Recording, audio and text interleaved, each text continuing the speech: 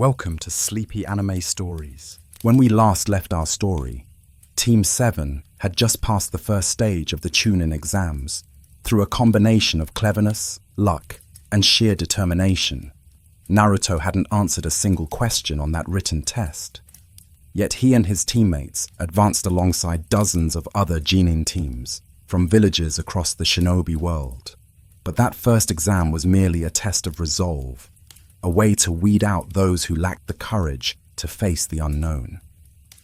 What came next would test something far more fundamental: the will to survive when death itself stalks you through the darkness. Let's dive into one of the most pivotal arcs in all of Naruto, where the stakes escalate from friendly competition to mortal peril, where legends emerge from the shadows, and where the bonds between teammates are forged in the crucible of genuine terror. The 44th training ground earned its name honestly. Known throughout Konoha as the Forest of Death, this massive tract of wilderness sprawled across 10 kilometers in every direction from a central tower. 44 gates ringed its perimeter, each one a threshold between the relative safety of the village and something far more primal and dangerous. The forest itself seemed to pulse with menace, its dense canopy blocking out the sun and casting everything beneath in an unsettling twilight gloom. Ancient trees towered overhead, their massive trunks thick enough that it would take several people linking hands to encircle them, their branches creating a maze of shadows and concealment where anything could be hiding. But the darkness wasn't the most dangerous thing about this place. The Forest of Death earned its reputation through its inhabitants, creatures that had grown massive and aggressive in this protected, isolated ecosystem. Giant leeches the size of dogs lurked in murky streams, their lamprey mouths capable of draining a grown man's blood in minutes. Tigers prowled through the undergrowth, their teeth and claws honed by generations of hunting in this competitive environment. Bears stood 3 meters tall when they reared up, territorial and aggressive, viewing any intruder as either prey or threat. Massive snakes slithered through the branches overhead, pythons thick as tree trunks that could swallow a person whole. Poisonous plants grew in profusion, their beautiful flowers hiding toxic thorns or contact poisons that could paralyze or kill. Every shadow might conceal a predator. Every rustling leaf might signal danger. This was nature at its most brutal and unforgiving. And into this nightmare ecosystem, Konoha was about to send dozens of 12 and 13-year-old children. Anko Mitarashi stood before the assembled genin teams at the forest's edge, her wild purple hair and fishnet armor giving her an almost feral appearance that matched the wilderness behind her. As the proctor for the second stage of the Chunin Exams, she seemed perfectly suited to the environment, her sharp eyes scanning the nervous faces before her with a predator's assessment.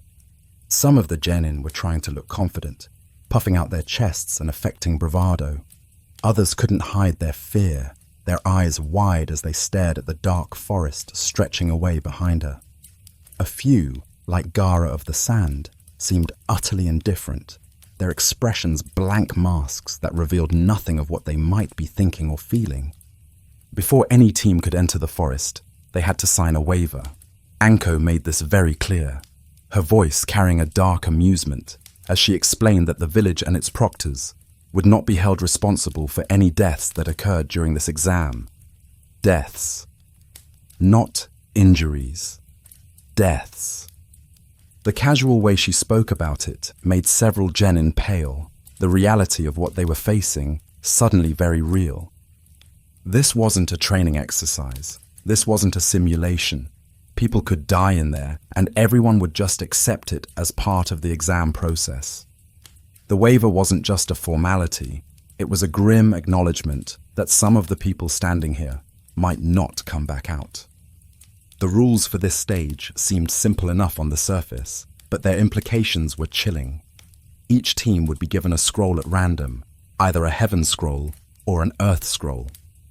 The objective was to make it to the tower at the forest's center within 5 days, bringing both a heaven scroll and an earth scroll with you. Since you only started with one type, that meant you had to take the other from another team, and therein lay the test's true nature. This wasn't about survival skills or navigation, or even combat ability in isolation. This was about being willing to hunt other human beings, to track them down and take what they had, by force if necessary.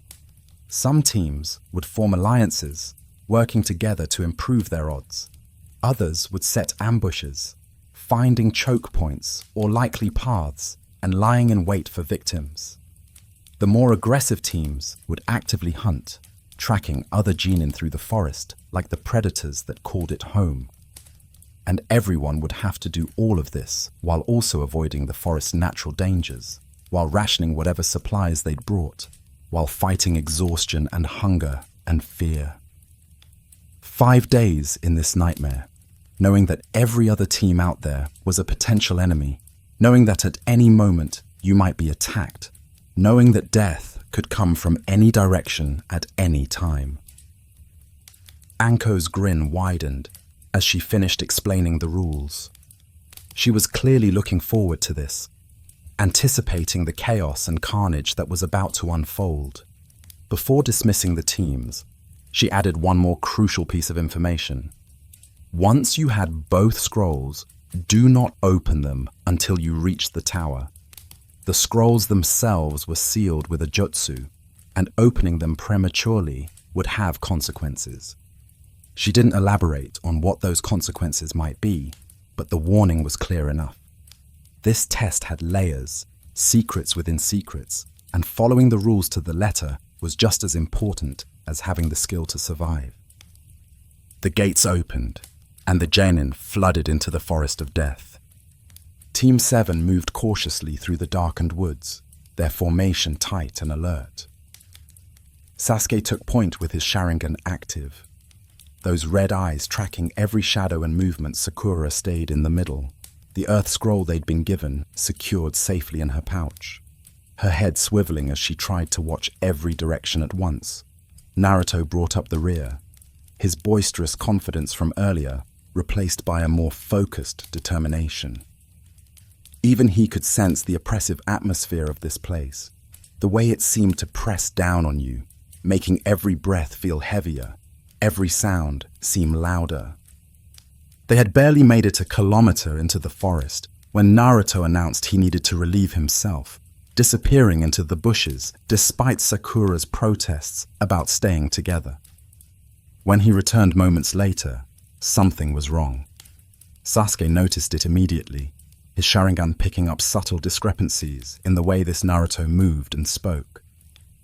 Without warning, Sasuke hurled a kunai directly at Naruto's leg, the blade stabbing through his thigh and pinning him against a tree.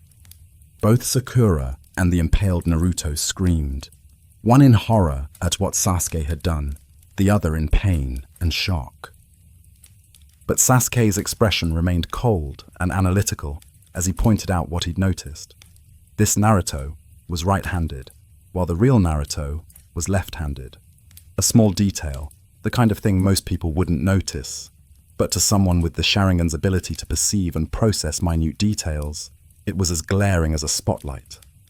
A moment later, the fake Naruto transformed in a puff of smoke, revealing a Rain Village genin who'd been trying to infiltrate their group, probably hoping to get close enough to steal their scroll before they realized what was happening.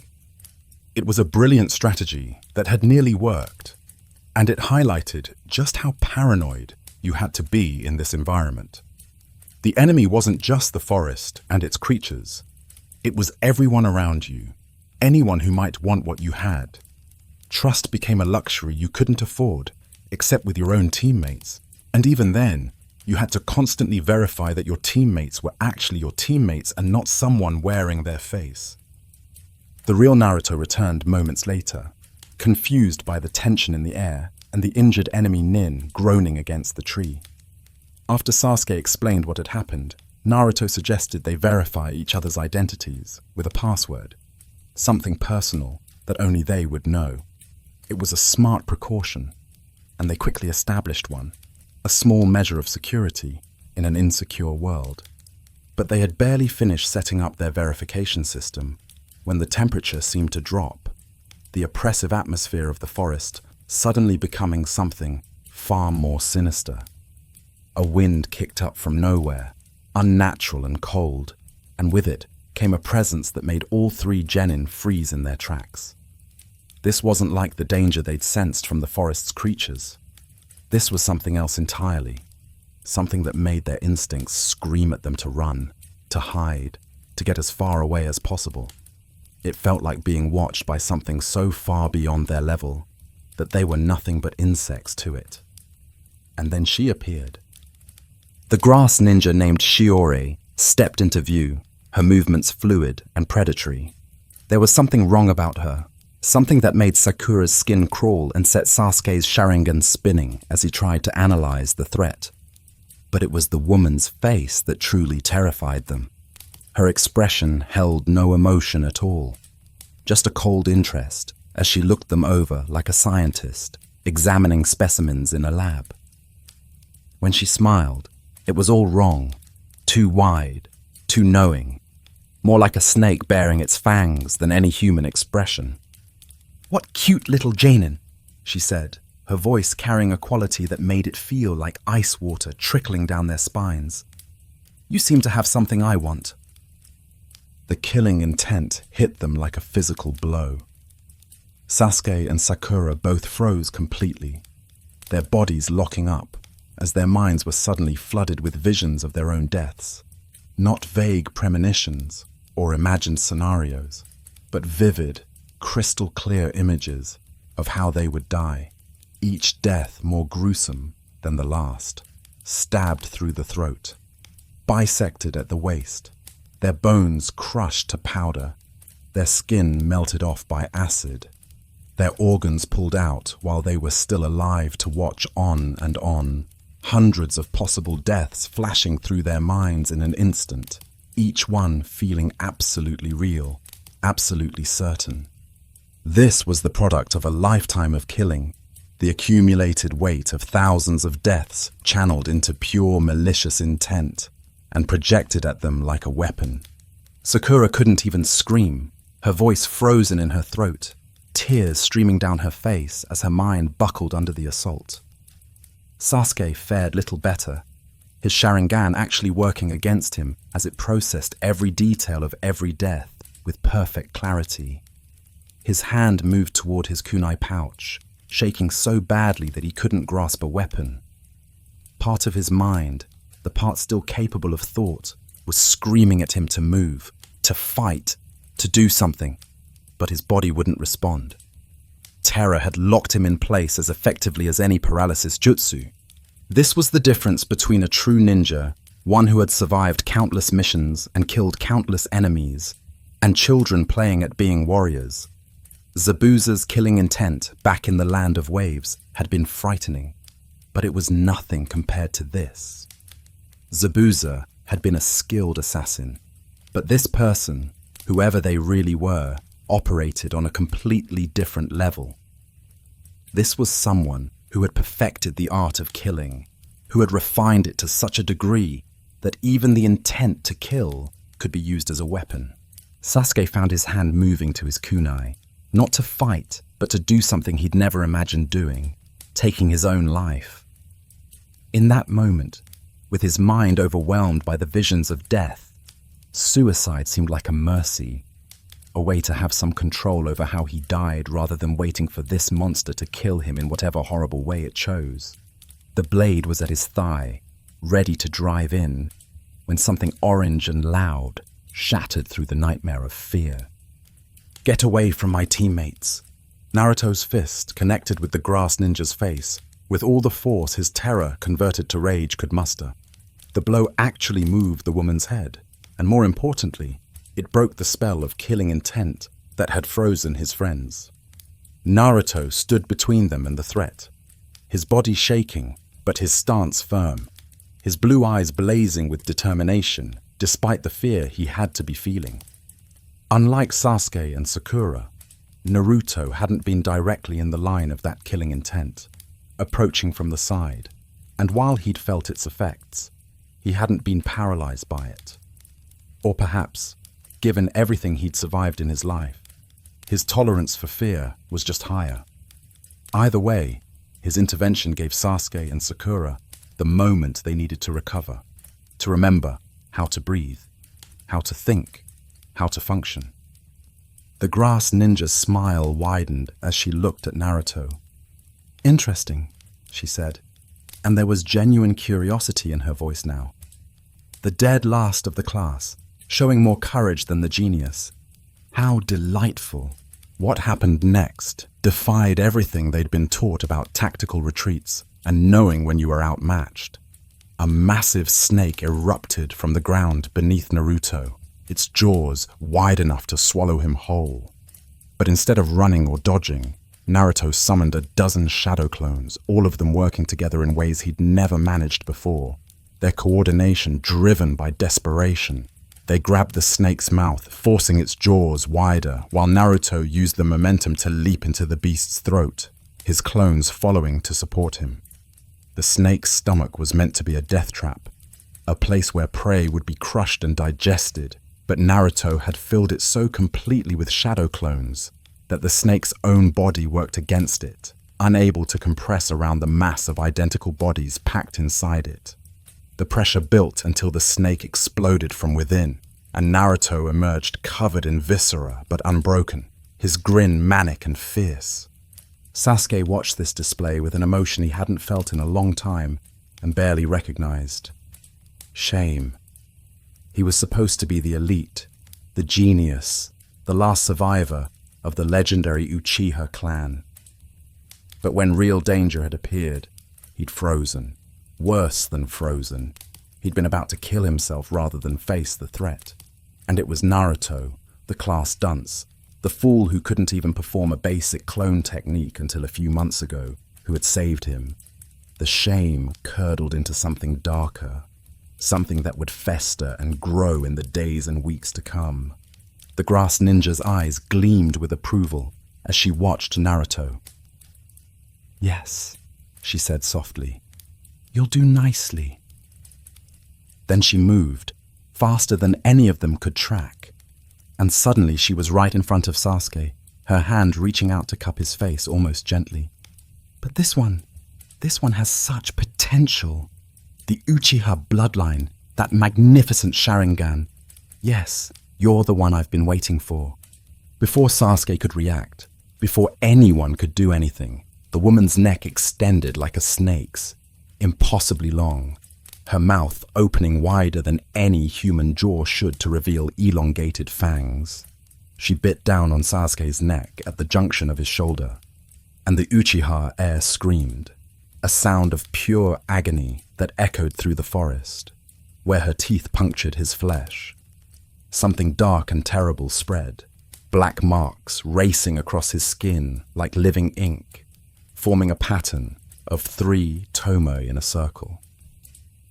The pain was like nothing Sasuke had ever experienced, like fire and ice and electricity all at once. Like his very blood was being rewritten at the molecular level. His vision went white, then red, then black, and he collapsed, unconscious before he hit the ground. Naruto lunged forward, but the woman's hand shot out, faster than he could see, and tapped his stomach with one finger. Immediately, Naruto felt his chakra go haywire, the normally smooth flow becoming turbulent and chaotic. He tried to form hand seals, but couldn't focus his chakra properly. It slipped through his mental grasp like water through a sieve. The woman had done something to his seal, to the very thing that contained the 9 tails, and the disruption was crippling. He fell to his knees, clutching his stomach, his face twisted in confusion and fear. "That seal on your belly," the woman said conversationally, as if she hadn't just incapacitated 2 genin in seconds. "It was interfering with my plans."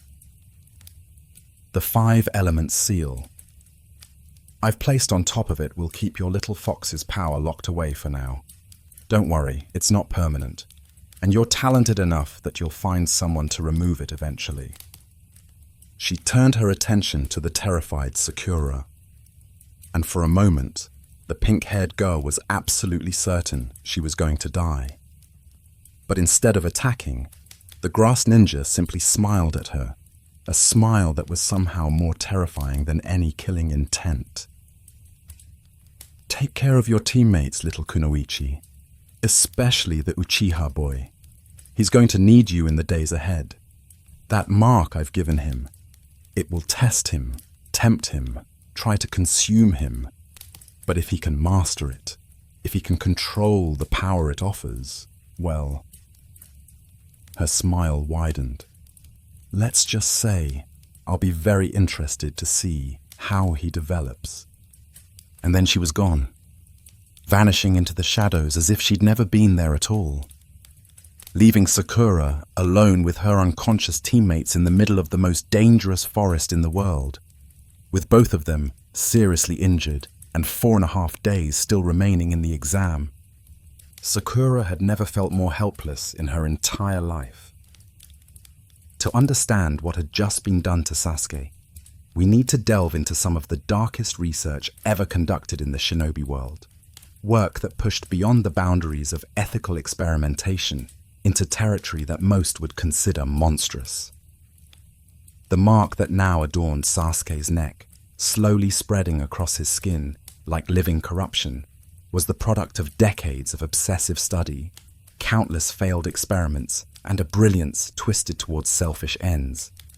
The story begins with a man named Jugo, a member of a small clan whose members possessed an extraordinary and terrible gift.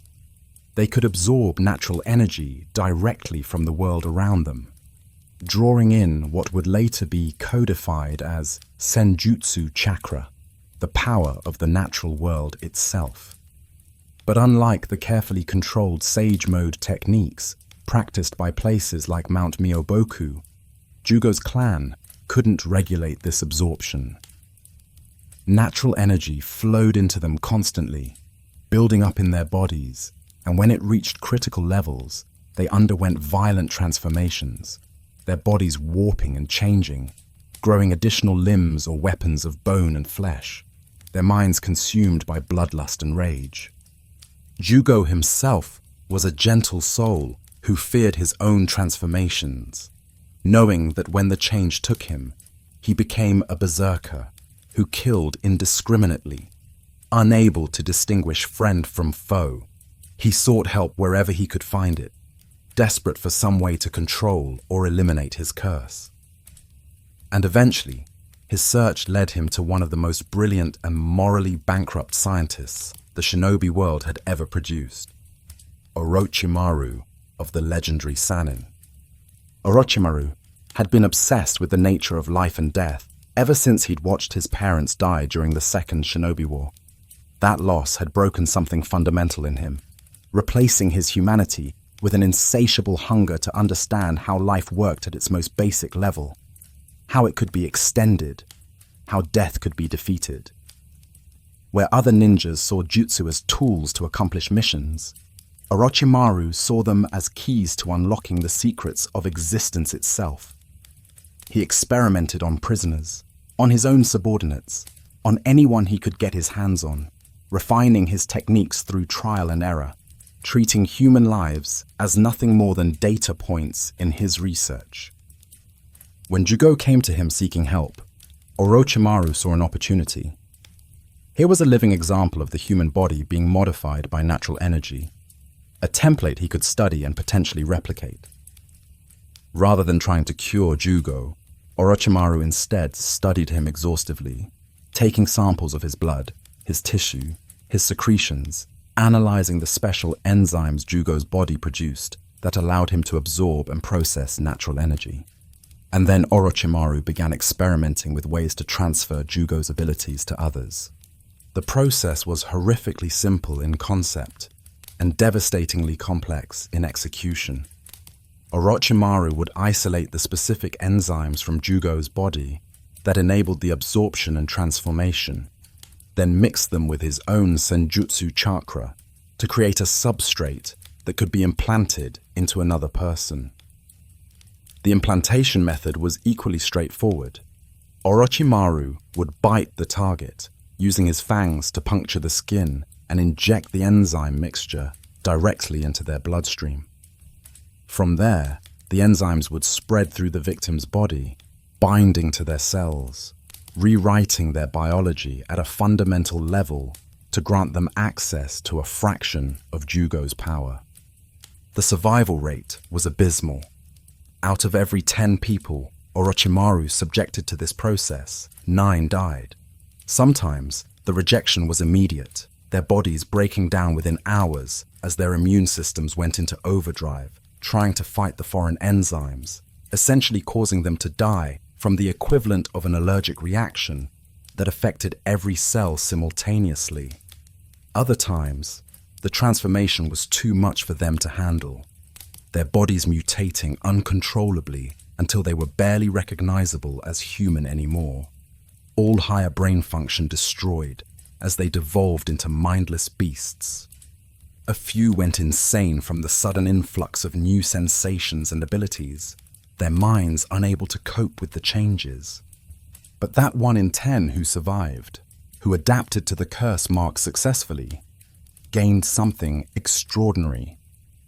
They could activate the mark at will, channeling its power to enhance their physical abilities dramatically. Their strength increased, their speed improved, their chakra reserves expanded, and they gained access to the transformative abilities that Jugo's clan possessed, allowing them to morph their bodies into combat forms. The mark had 2 stages of activation, each one more powerful and more dangerous than the last. The first stage manifested as the mark spreading across the user's skin in patterns that varied depending on the specific curse seal design. For the cursed seal of heaven that Sasuke now bore, this meant flame-like tendrils of black spreading from the 3 tomo pattern at his neck, racing across half his body in winding organic patterns. In this stage, the user's chakra was amplified significantly, perhaps doubling their normal capacity, and their physical abilities were enhanced proportionally. They became faster, stronger, more durable, though the strain on their body was considerable, and prolonged use would leave them exhausted. The second stage represented a complete transformation, the user's body warping into a form that reflected the specific nature of their curse mark. When Sasuke would eventually unlock this stage, his skin would turn grey, his hair would grow long and change colour, and most dramatically, large hand-shaped wings would sprout from his back, allowing him to fly. His eyes would shift to a dark grey colour, the star-shaped pattern that appeared across his face, giving him an almost demonic appearance. In this form, the power boost was enormous, multiplying the user's abilities to the point where they could fight opponents far above their normal weight class. But the cost was equally steep. The curse mark would begin to corrode the user's mind and soul, eating away at their sense of self, their morals, their humanity. Use it too long or too often, and you risked losing yourself entirely, becoming nothing but a puppet of the mark's influence. And that influence wasn't random or abstract. Every curse mark contained a fragment of Orochimaru himself, a piece of his chakra and consciousness embedded in the seal. This served multiple purposes. First, it gave Orochimaru a connection to everyone who bore his mark, allowing him to sense them, to influence them, to corrupt them slowly toward his way of thinking. Second, it acted as a form of insurance for his immortality experiments. If Orochimaru's current body was ever destroyed, he could potentially resurrect himself through the curse marks, using them as anchor points to pull himself back from death.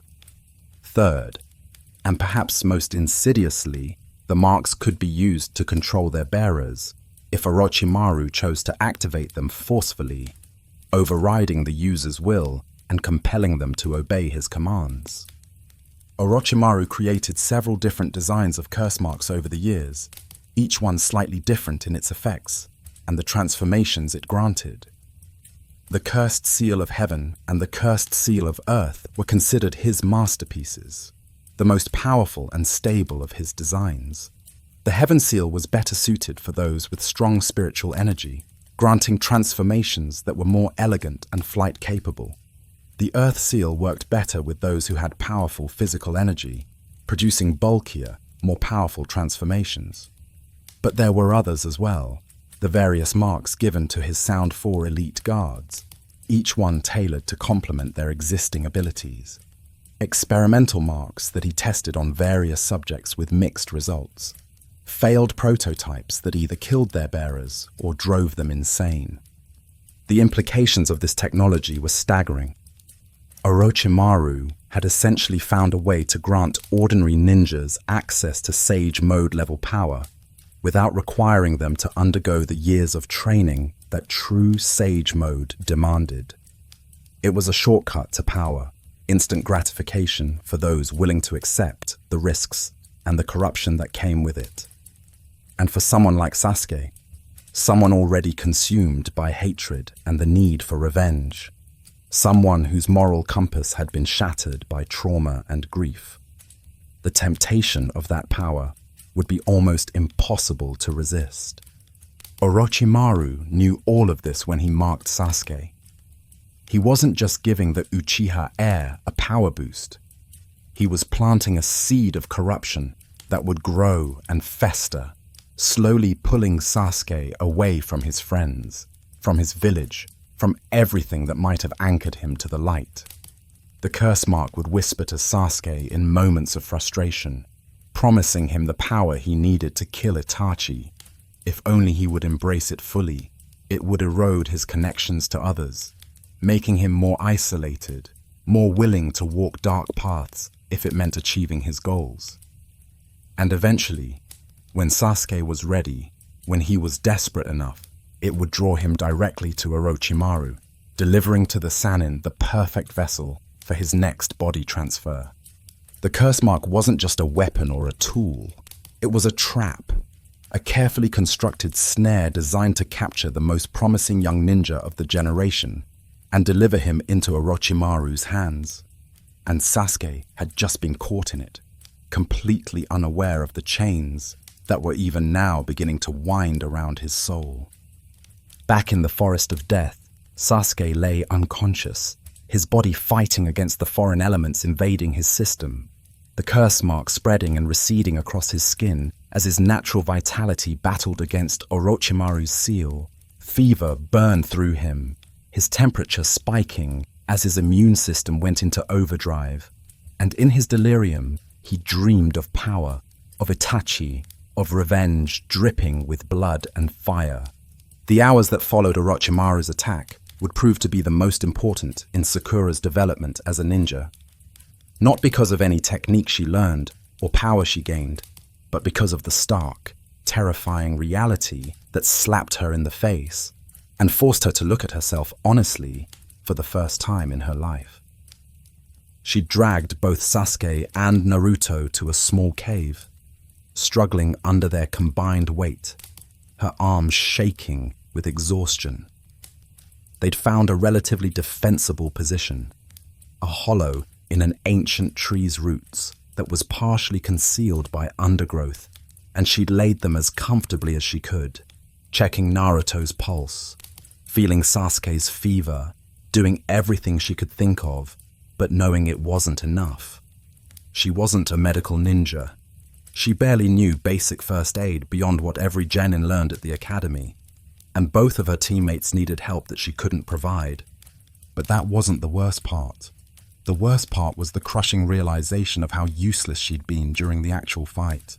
While Naruto had fought, and Sasuke had tried to overcome his fear, what had she done? Frozen. Stood there paralyzed by terror, unable to move, unable to help, unable to do anything but watch. She was supposed to be a ninja, a warrior capable of protecting herself and others. But when it really mattered, when her teammates needed her, she'd been nothing but dead weight. All those hours at the academy, perfecting her chakra control and memorizing theory, all that time spent styling her hair and trying to impress Sasuke and competing with Ino over a boy instead of taking her training seriously, what had it amounted to? In the moment of crisis, all of her perfect textbook knowledge meant nothing. She couldn't fight. She couldn't heal. She couldn't protect. She could only cower and cry and wait for someone else to save her. The shame of it burned worse than any physical wound. She'd always defined herself through other people, as smarter than Naruto, as Sasuke's admirer, as Ino's rival.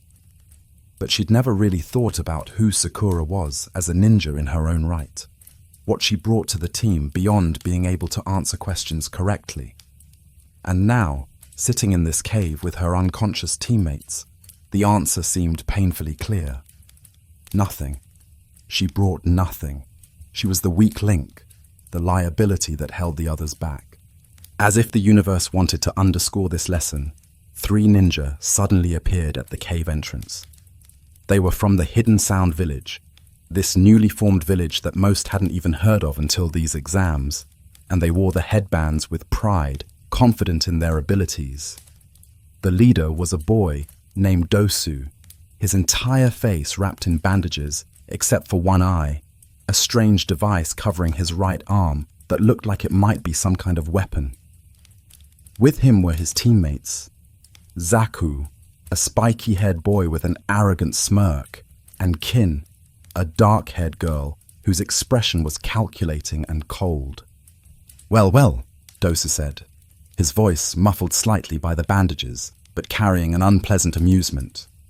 "Looks like we've found the Uchiha, and his little friends Orochimaru-sama told us you might be indisposed. How convenient for us." Sakura's mind raced. She could tell from their postures, from the way they moved, that these were experienced fighters. They weren't academy students playing at being ninja. They'd clearly seen real combat, killed real people. Against the 3 of them, with both her teammates out of commission, she had no chance. None. They could kill all 3 of them, take their scroll, and continue the exam without breaking a sweat. But running wasn't an option. Moving Sasuke and Naruto again would take time she didn't have, and they couldn't defend themselves. If she ran for help, they'd be dead before she got back, which meant there was only one choice left. No matter how hopeless it was, she had to fight. Not because she thought she could win, but because there was literally nothing else she could do. "You'll have to go through me first," she said, surprised by how steady her voice sounded, despite the terror freezing her veins. The sound ninja laughed. It wasn't even mocking laughter. It was genuine amusement, the way you might laugh at a kitten trying to fight a tiger. They didn't see her as a threat. They saw her as a minor inconvenience at worst, something to be brushed aside on their way to their real target. The fight that followed was brutal and one-sided. Sakura had learned the basics of taijutsu at the academy, but that was designed for sparring with other students, not real combat against killers. She lasted perhaps 30 seconds before Kin had her pinned, her fingers tangled painfully in Sakura's long pink hair, yanking her head back at an agonizing angle.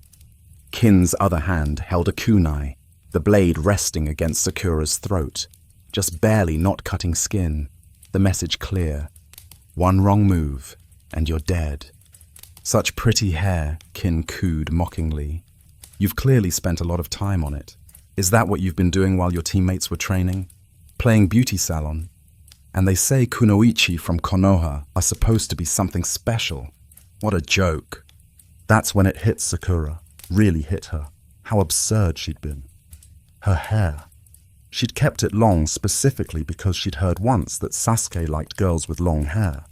She'd spent hours brushing it, styling it, keeping it perfect, all to impress a boy who barely acknowledged her existence. Meanwhile, Naruto had been training his body, pushing himself to exhaustion every day, and Sasuke had been honing his skills relentlessly, driven by his need for revenge. And what had she been doing? Obsessing over her appearance, competing with Ino over nothing, defining herself entirely through her relationships with others, rather than developing herself as a person or a ninja. Inner Sakura, that voice of her repressed feelings and honest emotions, suddenly spoke up with unusual clarity. "What's more important, Sakura? Your hair or your teammates' lives? The answer was obvious. It had always been obvious. She'd just been too shallow to see it. When Kin yanked her head back again, probably preparing to mock her some more, Sakura did something completely unexpected. She grabbed her own hair, pulled out a kunai with her other hand, and sliced through the thick, pink strands, cutting herself free. The sudden release of tension made Kin stumble backward, surprised, and gave Sakura just enough of an opening to spin and kick the other girl away. The weight of her hair was gone, the long locks she'd maintained for years lying scattered on the ground, and Sakura felt lighter, not just physically, but emotionally. That hair had represented all the shallow, superficial parts of herself, all the time she'd wasted on stupid things, while her teammates were getting stronger. Cutting, it felt like cutting away those parts of her, leaving room for something better to grow. She was still hopelessly outmatched against 3 experienced fighters. Cutting her hair hadn't magically made her stronger or more skilled, but something had changed in her mindset. She was no longer fighting because she had no choice. She was fighting because she chose to, because protecting her teammates mattered more than anything, including her own life. If she died here, at least she'd die as an actual ninja rather than a girl playing dress-up. The sound ninja came at her from all sides. She managed to land a few hits, her academy training giving her enough basics to at least make them work for it. But in the end, skill and experience won out. Zaku's sound-based jutsu hammered into her, the sonic waves feeling like fists pounding her entire body at once. Kin's genjutsu had her seeing double, her equilibrium shot, unable to tell which direction was up. Dosu's melody arm, that strange device he wore, resonated at a frequency that made her inner ear feel like it was being scrambled, nausea washing over her in waves. She hit the ground hard, tasting blood, her vision swimming. The sound ninja stood over her, and Dosu raised his arm, ready to deliver a killing blow. This was it. She was going to die. And the worst part was knowing that after they killed her, they'd kill Sasuke and Naruto too. All 3 of them erased from existence because she hadn't been strong enough to protect them. A green blur slammed into Dosu from the side, the impact sending the sound ninja flying. Sakura blinked, trying to clear her vision, and saw Rock Lee standing protectively in front of her, his bowl-cut hair and bushy eyebrows instantly recognizable. His nice guy pose somehow less ridiculous than it had seemed when she'd seen him before. Here, in this desperate situation, his arrival felt like a miracle. "Fear not, Sakura-chan," Lee declared, giving her his signature thumbs up, despite the fact that he was about to face 3 dangerous opponents alone. "I won't let them hurt you or your teammates. A beautiful flower of Konoha should never have to face such trials alone." Under normal circumstances, Sakura might have been embarrassed or annoyed by Lee's over-the-top declaration. But right now, with death literally seconds away, she'd never been so happy to see anyone in her entire life.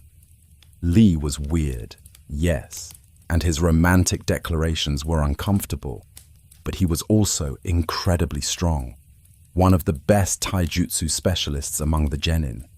And most importantly, he was here, willing to help them, despite having no obligation to do so. The fight between Lee and the sound ninja was brief but intense. Lee was a specialist in taijutsu, to the point where he couldn't use ninjutsu or genjutsu at all, but his physical skills more than made up for those deficiencies. He moved faster than the sound ninja could track, his strikes landing with devastating force, and even Dosu's melody arm couldn't keep up with the sheer speed of Lee's attacks. The sound ninja quickly realized they were outmatched and began to retreat, but not before Lee had made it clear that if they came back, he wouldn't hold back the next time. But Lee's intervention wasn't enough to save the day. Just as the sound ninja were regrouping for another attack, a different voice rang out through the clearing, one that made even Lee stop and turn. "Troublesome," Shikamaru Nara drawled, emerging from the shadows with his teammates Ino and Choji flanking him. Team 10 had arrived, drawn by the sounds of combat, and while they might not be as individually powerful as some of the other teams, 3 more genin shifted the odds considerably. Looks like we got here just in time. Though honestly, I'd rather be napping right now. But even with Lee and Team 10 there, the situation remained tense. The sound ninja was skilled and clearly prepared to fight to the death if necessary. Blood would be spilled before this was over, possibly a lot of it, and there was no guarantee who would walk away. And then everything changed. A pulse of dark, malevolent chakra washed over the clearing like a wave of pure hatred, so intense that it made everyone freeze, the raw power of it stunning friend and foe alike. Sakura turned to see Sasuke standing at the cave entrance, but this wasn't the Sasuke she knew. His curse mark had spread across half his body, the black flames of its pattern covering his left side completely, and his eyes, though they still held the 3 tomoe of his Sharingan, seemed darker, more feral. His expression was twisted into something that wasn't quite a smile and wasn't quite a snarl, his lips pulled back to show his teeth. "You hurt my teammates," Sasuke said, and his voice carried a quality that made the temperature feel like it had dropped several degrees. "You tried to kill them. You thought you could just come here and do whatever you wanted without consequences." He moved, and the speed was shocking. One moment he was at the cave entrance, the next he was on Zaku, the movement so fast that most of the people there couldn't even track it. Sasuke grabbed the sound ninja's arms and, with a sickening crack that made several people flinch, broke them both, pulling them backward at angles arms weren't supposed to bend. Zaku's screams echoed through the forest, raw and agonized, and Sasuke's expression didn't change at all. If anything, he looked satisfied. This wasn't combat. This wasn't even a fight. This was cruelty, pure and simple. Sasuke taking pleasure in another person's pain, and it terrified everyone watching, friend and foe alike. This wasn't the cool, composed Sasuke who fought with precision and efficiency. This was something darker, something twisted, the curse mark bringing out the worst parts of his nature and amplifying them until they consumed everything else. The remaining sound ninja grabbed their screaming teammate and fled, not even bothering to try and take the scroll anymore. Survival was more important than completing their mission, especially when facing someone who seemed perfectly willing to torture them to death. As they vanished into the forest, the dark chakra around Sasuke faded, the curse mark receding back to its original form, just the 3 tomoe pattern at his neck. He swayed on his feet, exhaustion hitting him like a hammer, and collapsed. Sakura caught him before he hit the ground, cradling his head in her lap, tears streaming down her face, tears of relief that they'd survived, tears of horror at what she'd just witnessed, tears of confusion about what was happening to Sasuke, what that mark was doing to him. Team 10 left shortly after, not wanting to stick around in case more threats appeared, though Ino did pause long enough to compliment Sakura on her new haircut. An olive branch extended between former rivals Lee remained a bit longer, making sure they were secure before departing with promises that if they needed help during the rest of the exam, they only had to call for him. And then it was just Team 7 again, alone in the forest with 3.5 days remaining, both boys unconscious, and Sakura keeping watch over them with a kunai in her hand and a determination in her heart that hadn't been there before. She would protect them. Whatever it took, however long it took, she would keep them safe until they woke up. She was done being useless, done being the weak link, done defining herself through others. From this moment forward, Sakura Haruno would become the kind of kunoichi who could stand beside her teammates as an equal, who could protect those precious to her, who deserved to wear the headband of a konoha ninja.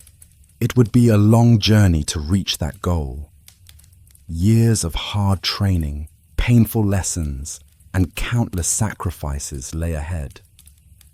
But it started here, in this cave in the forest of death, with a girl who cut her hair and chose to fight even though she knew she'd lose. After everything Team 7 had been through, the remaining days in the forest of death were almost anticlimactic. They eventually made their way to the tower in the center, moving carefully, avoiding other teams when possible. Their Earth scrolls secured safely.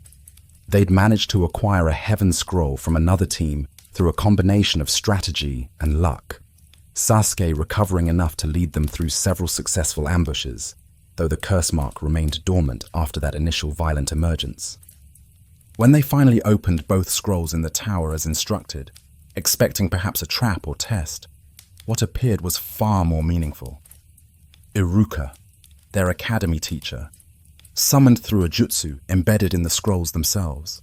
He'd appeared to congratulate them personally, to see them through to the next stage, and for all three members of Team 7, seeing their old sensei was a powerful emotional moment. Iruka represented normalcy, safety, a connection to simpler times before everything became so complicated and dangerous. The relief of making it through the second exam was short-lived. When all the teams that had successfully reached the tower assembled, the proctors announced that there were too many qualifiers. 21 genin had made it through, when the exams had expected perhaps 8 to 10 at most. This was actually a minor embarrassment for the exam organizers. Either they'd made the second stage too easy, or this generation of genin was unusually skilled. Either way, they couldn't proceed directly to the finals with this many participants. A new stage was announced immediately. Preliminary matches. One-on-one fights to be held right there in the tower's central arena. The matchups would be decided randomly by an electronic board, and the fights would continue until the winners could advance to the finals. There would be no time to prepare, no chance to strategize or recover. If your name came up, you fought immediately or forfeited. The announcement sent a wave of tension through the assembled genin.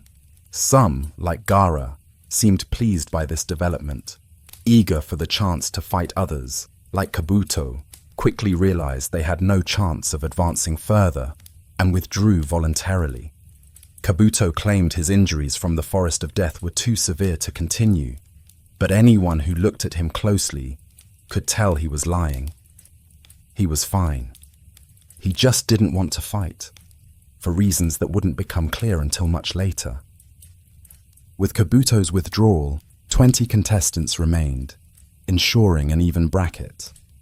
The electronic board at the front of the arena began to flash through names, everyone watching tensely to see who would fight first. The board stopped. Sasuke Uchiha versus Yoroi Akado. Kakashi immediately grabbed Sasuke, pulling him aside even as the other genin cleared the arena floor. The curse mark was still too unstable, too dangerous, and Kakashi knew that if it activated during the fight, Sasuke might kill his opponent, or worse. He performed a quick sealing technique, the evil sealing method, layering another seal on top of Orochimaru's curse mark to help contain it. The seal would hold as long as Sasuke didn't actively try to draw on the curse mark's power, but it was essentially a mental lock rather than a physical one. If Sasuke chose to break it, if his desire for power overcame his control, the seal would shatter. The fight began, and immediately it was clear that Yoroi had a powerful and dangerous ability. He could absorb chakra through physical contact. Every time he touched Sasuke, the Uchiha heir felt his energy drain, his strength ebbing away, leaving him weaker and slower. It was a perfect counter to someone like Sasuke, who relied heavily on chakra-intensive techniques like the Sharingan. The curse mark throbbed at his neck, whispering promises of power, telling him he could end this fight in seconds if he just let it free. But Sasuke resisted the temptation, gritting his teeth through the strain. What he did instead was surprising. He copied Rock Lee's taijutsu. During their brief confrontation before the exams began, Sasuke had watched Lee fight. and his Sharingan had recorded every movement, every technique. Now, pushed to his limits and unable to rely on his chakra, Sasuke pulled out those copied techniques, moving with a speed and precision that shocked the audience. The combination was devastating. Lee's taijutsu style, adapted and refined through the Sharingan's perfect copying ability, and it culminated in the Lion Combo, a series of strikes that launched Yoroi into the air and then slammed him back down with brutal force. Yoroi didn't get back up. Victory. Sasuke Uchiha. In the stands, Rock Lee watched with mixed emotions. He'd spent years perfecting those techniques, working harder than anyone else to compensate for his inability to use ninjutsu or genjutsu, and Sasuke had just copied them in a single glance and used them better than Lee himself could. It was impressive and infuriating at the same time, a stark reminder of the gap that bloodline abilities created between ninja. The matches continued, each one revealing new fighters and new abilities. Shino Aburame's insects proved devastating against Zaku's sound techniques. Kankuro's puppetry fooled and defeated Misumi. Sakura and Ino fought to a bitter draw, knocking each other unconscious simultaneously. Temari's wind techniques overwhelmed Tenten's weapons. Shikamaru's brilliant strategy defeated Kin, despite her attempts to counter his shadow possession. Naruto used cunning and determination to overcome Kiba and Akamaru. Then came the fight that broke hearts throughout the arena. Hinata Hyuga versus Neji Hyuga. The Hyuga clan's division into main and branch families created a bitter resentment in Neji, who'd been branded with a curse seal that would kill him if he ever tried to harm a main family member or rebel against them. Hinata represented everything he hated about the clan structure. Privileged, protected, weak, because she'd never had to struggle. He attacked her with a cruelty that went beyond what was necessary to win, every strike designed to humiliate and hurt, his gentle fist techniques closing off her chakra points one by one. But Hinata refused to give up. Inspired by Naruto's determination, by his refusal to back down, no matter how many times life knocked him down, she kept fighting, even when it was clear she'd lost. She took blow after blow, her body failing, blood running from her mouth, but she kept getting back up, kept trying to fight, until Neji was literally forced to go for a killing blow to end it. Only the intervention of the Jonin stopped him from permanently injuring or killing his own cousin. Hinata had lost, but in a way, she'd won something more important, Naruto's respect, and proof to herself that she could be brave, that she could fight for what she believed in, even when facing overwhelming odds. The fight that followed became legend, one that people would talk about for years afterward. The match that showed just how far talent and determination could push the human body beyond its limits. Rock Lee versus Gaara of the Sand. Everyone knew Gaara was dangerous. His performance in the Forest of Death had been terrifying. The ease with which he'd killed other Genin, making it clear he was on a completely different level than everyone else. His sand defense had proven impenetrable so far, an automatic protection that reacted faster than conscious thought, and his willingness to kill made him someone that even the other Genin feared. Lee faced this monster with a smile on his face and fire in his eyes. When the fight began, his taijutsu was impressive, but ineffective. Every punch and kick was blocked by Gaara's sand before it could connect, the grains moving like liquid to intercept any attack. Gaara didn't even seem to be trying, his expression bored as Lee exhausted himself against an impenetrable defense. Then Lee asked his sensei, Might Guy, for permission. "May I remove them?" Guy's response was solemn. "Yes, take them off." Lee reached down to his ankles, and everyone assumed he was tightening his leg warmers or adjusting his equipment. Instead, he began unwrapping them, and when he dropped the orange bands to the ground, the impact cracked the stone floor beneath them. Weight training straps, Lee had been fighting with massive weights strapped to his legs, limiting his speed, forcing his body to work harder for every movement. Without the weights, Lee moved. The speed was incredible, faster than most of the watching Jonin could properly track. Suddenly, Gaara's sand couldn't keep up Lee's fists, and feet hammered into the sand defense, creating openings, and for the first time in probably his entire life, Gaara felt hits landing on his body. The shock on his face was almost comical. He'd relied on his sand for so long that he'd never developed any real taijutsu skills, never learned how to take a hit or block or dodge. He was helpless before Lee's assault. Lee used the front lotus, a forbidden technique that put enormous strain on the body, wrapping Gaara in bandages and pile-driving him into the ground from high in the air. The impact created a crater, dust billowing up, and everyone thought it was over. But Gaara's sand had formed a protective shell at the last moment, sacrificing itself to cushion the impact. Gaara emerged from the dust cloud, shaken but largely unhurt, his sand already forming around him again for protection. And now he looked genuinely angry, that bored expression replaced by something darker and more dangerous. Lee was exhausted from using the front lotus, his muscles screaming. But he wasn't done. With Guy's reluctant permission, he opened the inner gates, the limiters on his chakra system that prevented the body from using its full power. Opening them granted enormous strength and speed, but also dealt progressive damage to the body, burning through his life force. With 5 of the 8 gates opened, Lee's speed reached a level that was frankly terrifying to watch. He became a green blur, his movements creating shockwaves in the air, and he unleashed the hidden lotus, an even more destructive version of the first technique. This time, Gaara's defense failed completely. The gourd on his back, which was full of sand, crumbled under the assault. Gaara's body took the full force of the impact, slamming into the ground with enough force to create a massive crater. The arena was silent, everyone certain that Gaara had to be dead, or at least unconscious. Then the sand moved. Gaara stood up, his body cracked like porcelain where Lee's attack had broken through the layer of sand that covered his skin. But he was alive, conscious, and absolutely enraged.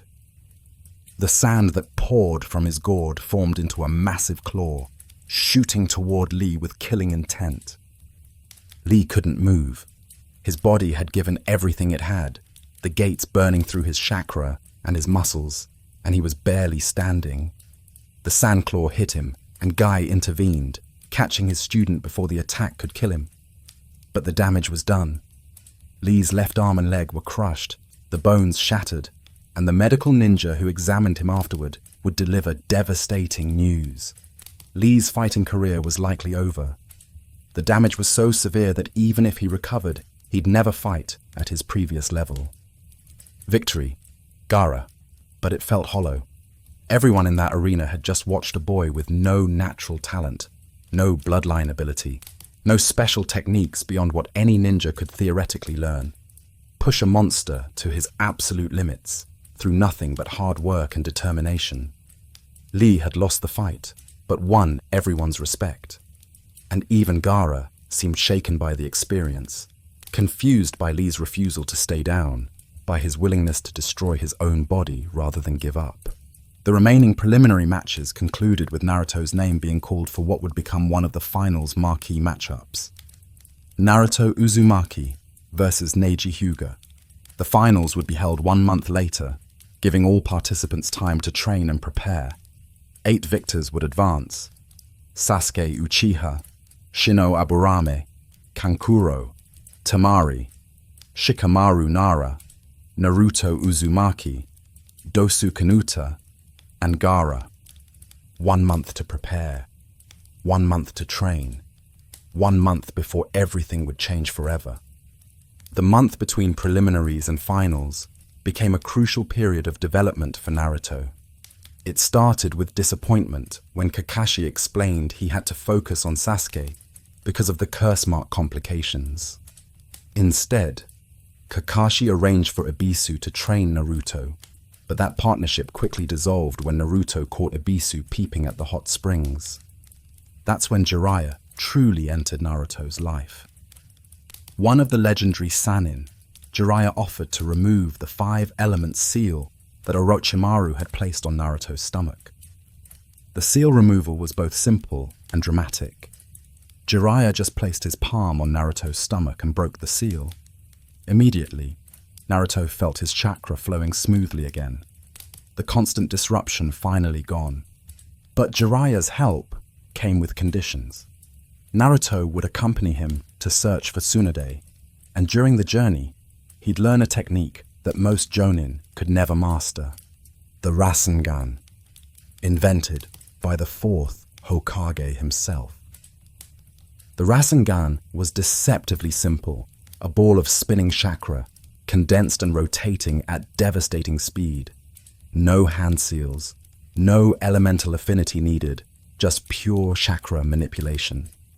But the control required was staggering, which is why so few could master it. Jiraiya broke the training into 3 stages. First, Naruto had to learn rotation by spinning chakra inside a water balloon until it burst from internal pressure. Second, he'd add power by doing the same with a rubber ball, requiring much greater force. Finally, he'd combine rotation and power while maintaining containment, forming the Rasengan in his hand without any external shell. Naruto threw himself into the training with manic energy. The first stage took days of near constant practice, his hands cramping, his chakra exhausting. But when he finally burst that first balloon, his triumphant yell echoed across the training ground. The second stage was harder. The rubber ball gave no visual feedback, requiring him to rely purely on feel. This took over a week of constant attempts. But when that rubber ball finally tore apart from the force inside, Naruto knew he was close to something special. The third stage nearly defeated him.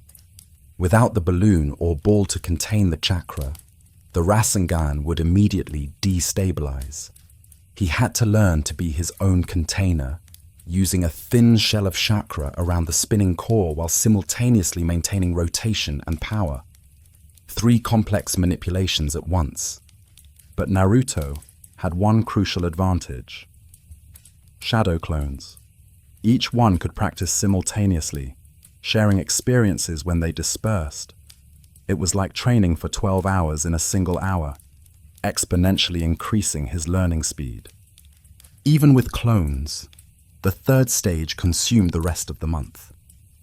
There were moments when frustration nearly overwhelmed him, when the Rasengan dispersed yet again, despite coming so close. But Jiraiya's gruff encouragement helped, and more importantly, Naruto's stubborn refusal to be defeated drove him forward. Meanwhile, Sasuke underwent his own intense training with Kakashi, learning the Chidori, the lightning blade. This A-rank jutsu concentrated lightning chakra into the user's hand until it crackled with visible electricity, screaming like 1,000 birds. The technique required charging directly at the target, making it risky, but the Sharingan compensated for this weakness by allowing the user to see and react to counter moves. The training was grueling. Lightning chakra was notoriously difficult to manipulate, and concentrating it to Chidori levels took enormous control. Sasuke's first attempts resulted in painful shocks, leaving his hand numb. But like Naruto, he refused to give up, driven by his need for revenge against Itachi and, increasingly, his frustration at feeling like he was falling behind Naruto. As the month drew to a close, anticipation built throughout Konoha. The finals were a major event, drawing crowds from across the Land of Fire and beyond. Nobles, dignitaries, and leaders from various villages would attend. It was entertainment, certainly, but also diplomacy, a demonstration of each village's strength, a chance to showcase the next generation.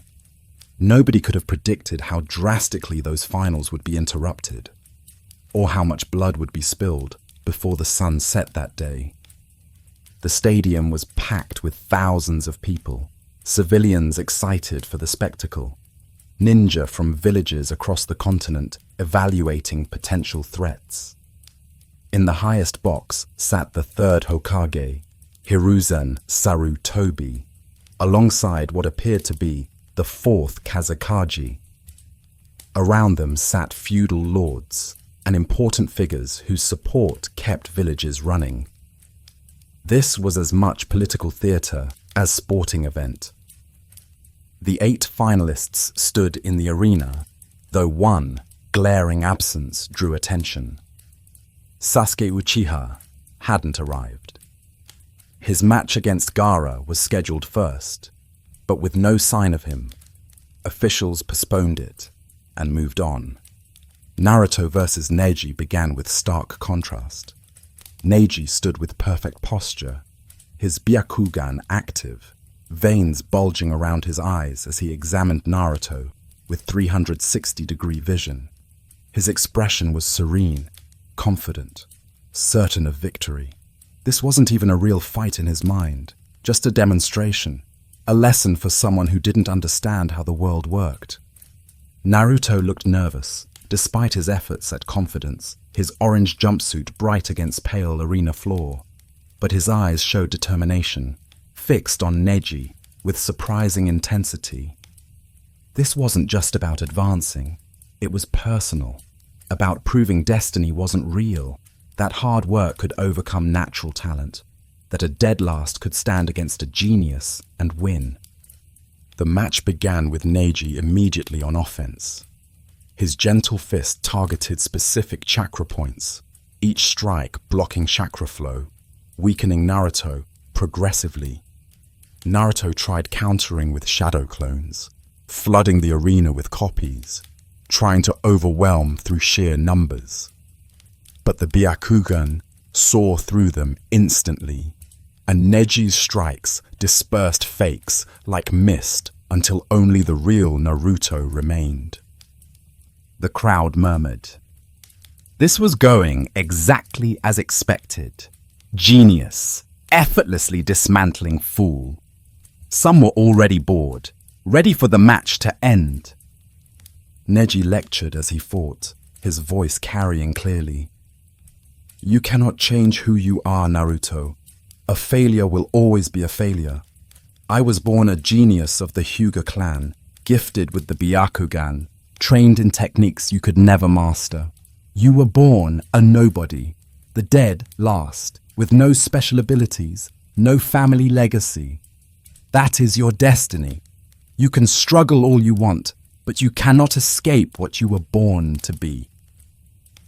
Each strike punctuated his words, driving Naruto back, closing chakra points, weakening him. The fight seemed over when Neji used his ultimate technique, 8 trigrams, 64 palms, systematically shutting down Naruto's entire chakra network.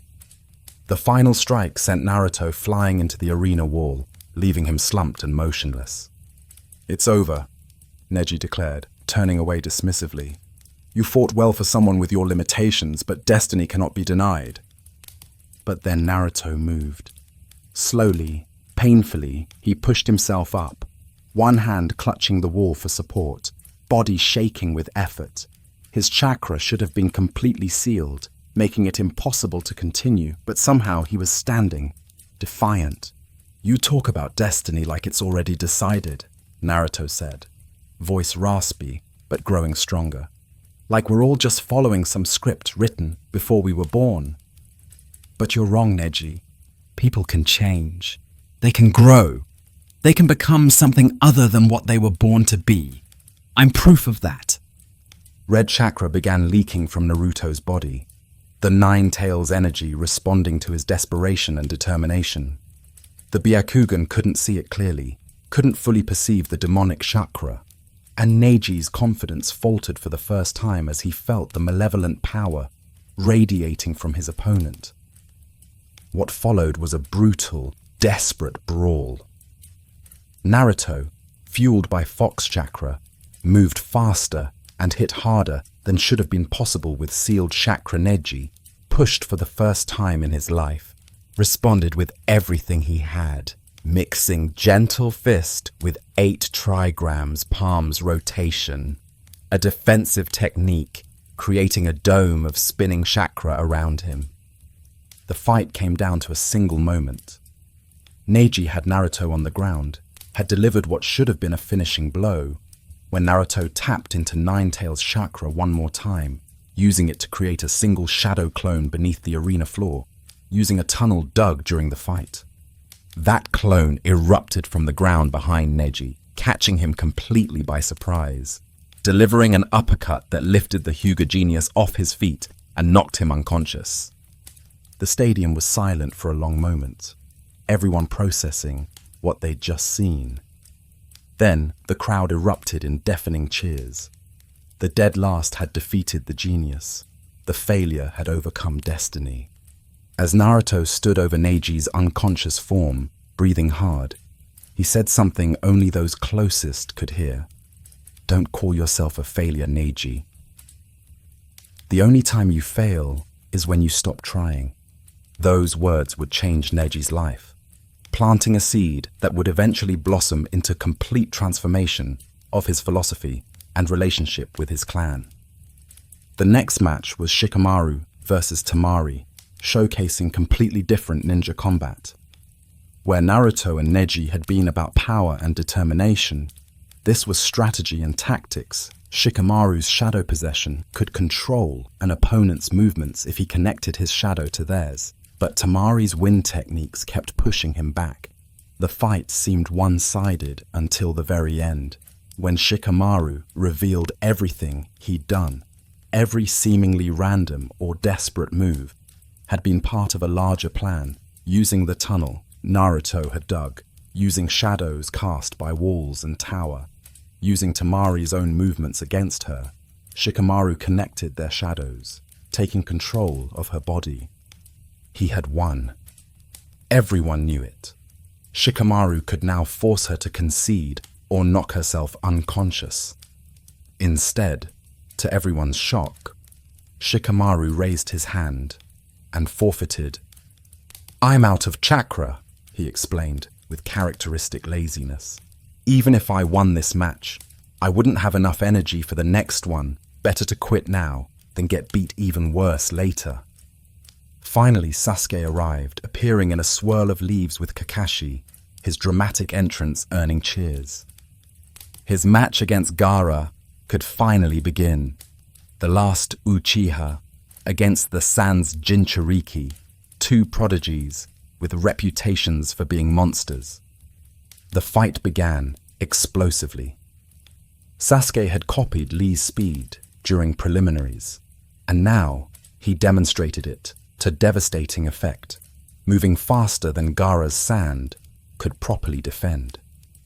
He landed hits, actual physical strikes, getting through the automatic defense, something that rarely happened. Gaara's face showed genuine shock, and, for the first time in perhaps his entire life, fear. Someone had hurt him. Someone was threatening him. The monster inside him, Shukaku, was screaming for blood. Sasuke built up to his ultimate technique, the Chidori. Lightning chakra crackled and screamed in his hand as he charged, and for a brief moment, it seemed like he might actually win. The Chidori pierced through Gaara's sand defense, through the hardened shell covering his body, actually drawing blood. And that's when everything went wrong.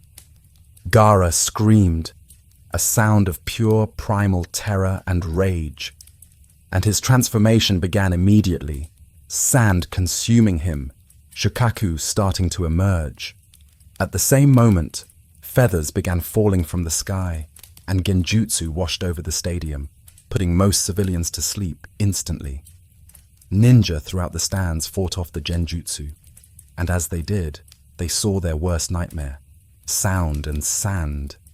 Ninja revealing themselves throughout the crowd, attacking, and outside the stadium, giant snakes smashing through village walls as an army poured in. The invasion had begun. Operation Konoha Crush was underway. High in the Hokage's box, Hiruzen Sarutobi found himself facing a nightmare scenario. The fourth Kazakage beside him had transformed, shedding his disguise to reveal someone Hiruzen had desperately hoped never to see again. Orochimaru, his former student, one of the legendary Sannin, and now a terrorist who'd just brought an army to Konoha's doorstep. 4 sound ninja appeared around them, forming hand seals in perfect synchronization, and a barrier snapped into existence. The 4 violet flames formation, a box of purple energy that would incinerate anyone trying to pass through it. Anbu guards protecting the Hokage immediately tried to break through, but were forced back by the barrier's flames. Hiruzen was trapped alone with 5 enemies, isolated from his village at the moment it needed him most. "Hello, Sensei!" Orochimaru said, voice carrying that familiar mix of mockery and false affection. "It's been too long. I trust you've been well." Orochimaru, Hiruzen said, and despite the fear running through him, his voice was steady. "Why have you come? What do you hope to accomplish with this madness?" "Accomplish?" Orochimaru's laugh was cold. "I'm not trying to accomplish anything specific, Sensei. This is about proving a point, about demonstrating that your precious village isn't as strong as it pretends to be, about showing the world that the age of Konoha is over. But mostly," his smile widened, "this is about revenge. You rejected me, expelled me, chose others over me. Now I'll take everything from you, starting with your life." Hiruzen sighed, and in that moment, he looked every one of his nearly 70 years. "Then I have failed you completely as a teacher. I had hoped that somewhere in your heart, the boy I once trained still existed, but I see now that Orochimaru died long ago. What stands before me is merely a monster wearing his face." "How poetic," Orochimaru mocked. "Shall we begin?" He bit his thumb, drawing blood, and slammed his hand to the rooftop. 3 coffins rose from beneath the tiles, wood creaking as they stood upright. The first 2 lids fell away, revealing the reanimated corpses of the first and second Hokage, Hashirama and Tobirama Senju, Hiruzen's own teachers, and Konoha's founders. They stood with blank eyes and pale skin, mindless puppets awaiting commands. The ultimate desecration of heroes who'd given everything for the village. Hiruzen's horror was palpable. The Edo Tensei, the impure world reincarnation, was supposed to be forbidden, sealed away, never to be used. That Orochimaru had not only learned it, but perfected it, was testament to his genius and utter lack of morality.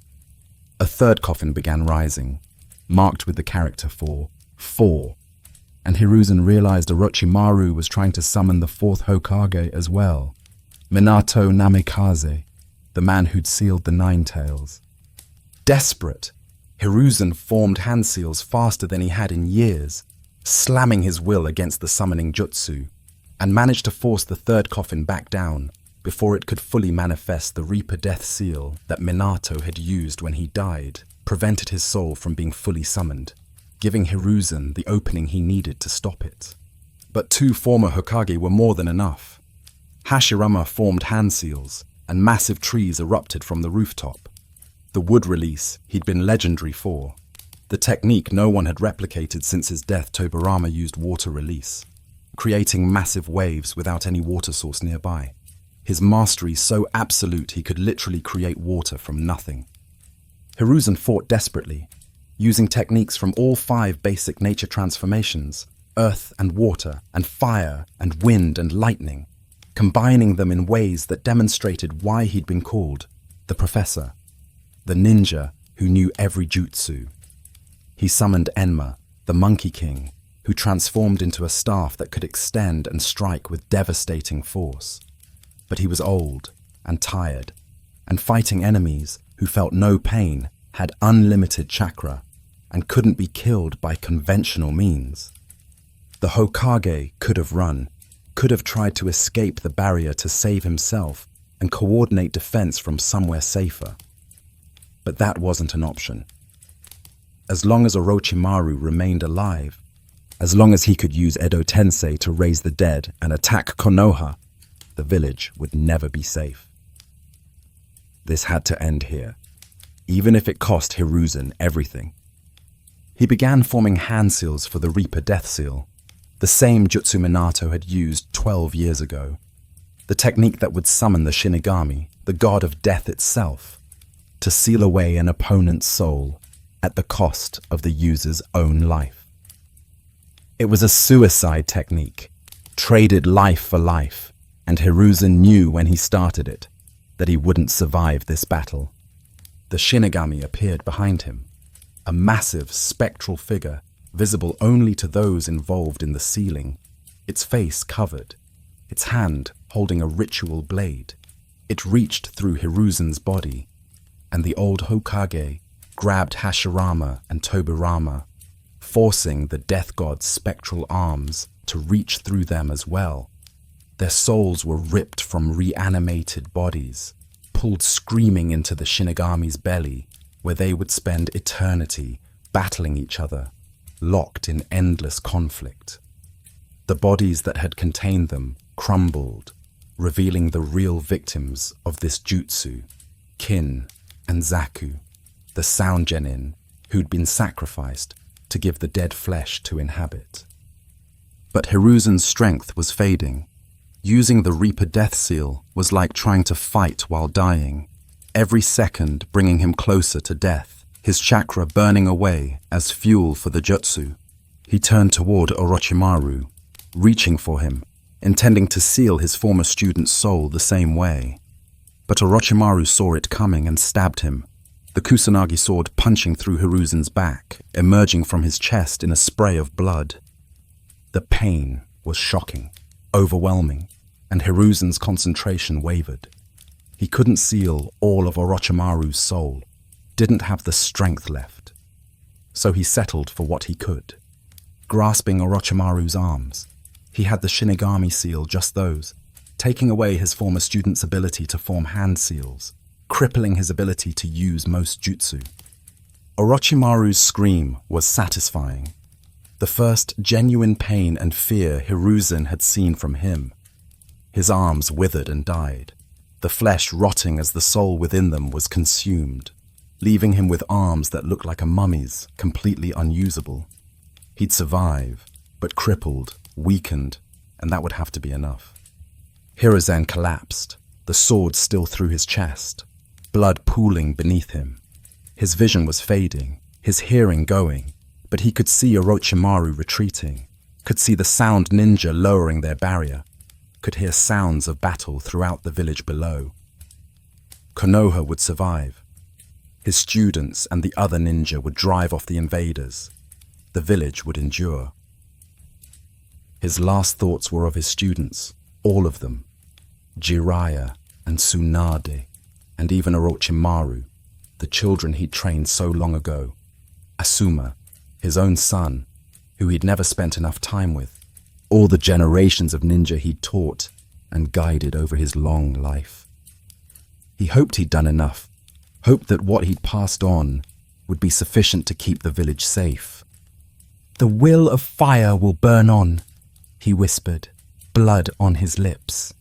"The leaves may fall, but the tree remains, and new leaves will grow in their place." And then, Hiruzen Sarutobi, the third Hokage of Konohagakure, the professor, the god of shinobi, died on that rooftop, his sacrifice buying the village time and weakening one of their greatest threats. The battle raged throughout Konoha for hours. Ninja fought in the streets, on rooftops, in the forests surrounding the village. The giant snakes that Orochimaru had summoned wreaked havoc until Jiraiya arrived, summoning his own toads to counter them. Massive kaiju battles shaking the ground. Team 7 pursued Gaara into the forest, where the Jinchuriki completed his transformation, Shukaku fully manifesting, a massive tanuki made of sand, that threatened to level everything around it. Naruto summoned Gamabunta, the boss toad, and fought Shukaku in a clash that shook the forest. The strategy they used was insane. Naruto transformed into a massive fox, using transformation jutsu and Gamabunta's body as a base, essentially creating a giant fox-toad hybrid that headbutted Shukaku and managed to wake Gaara from his forced sleep, ending the transformation. As Gaara lay there, defeated and confused, Naruto did something unexpected. He talked to him, not with anger or triumph, but with understanding. He recognized the loneliness in Gaara's eyes, the same isolation that had defined Naruto's own childhood. Two Jinchuriki, two children who'd been ostracized and hated for the monsters sealed inside them. And Naruto reached out to Gaara with empathy and compassion. "I know what it's like," Naruto said, "being alone, having everyone look at you like you're a monster. But it doesn't have to be that way, Gaara. You can choose to protect people instead of hurting them. You can be more than what they think you are." Those words cracked something inside Gaara that had been frozen for years. For the first time since his uncle had tried to assassinate him as a child, Gaara felt something other than rage and loneliness. He felt hope, the possibility that maybe, just maybe, he didn't have to be a monster, that he could change. By nightfall, the battle was over. The Sound and Sand forces retreated, their losses too heavy to continue. Konoha had survived, but the cost had been enormous, hundreds of ninja dead, civilians killed in crossfire, large portions of the village damaged or destroyed, and the third Hokage gone, leaving a void in leadership at the worst possible time. The funeral was held 3 days later. The entire village turned out, thousands of people standing in the rain as they said goodbye to a man who'd led them through 2 terms as Hokage, who'd guided the village through wars and peace, who'd been the grandfather figure for an entire generation of ninja. Naruto stood in the crowd, tears streaming down his face, and for the first time truly understood what it meant to be Hokage. It wasn't about being strong or famous or respected.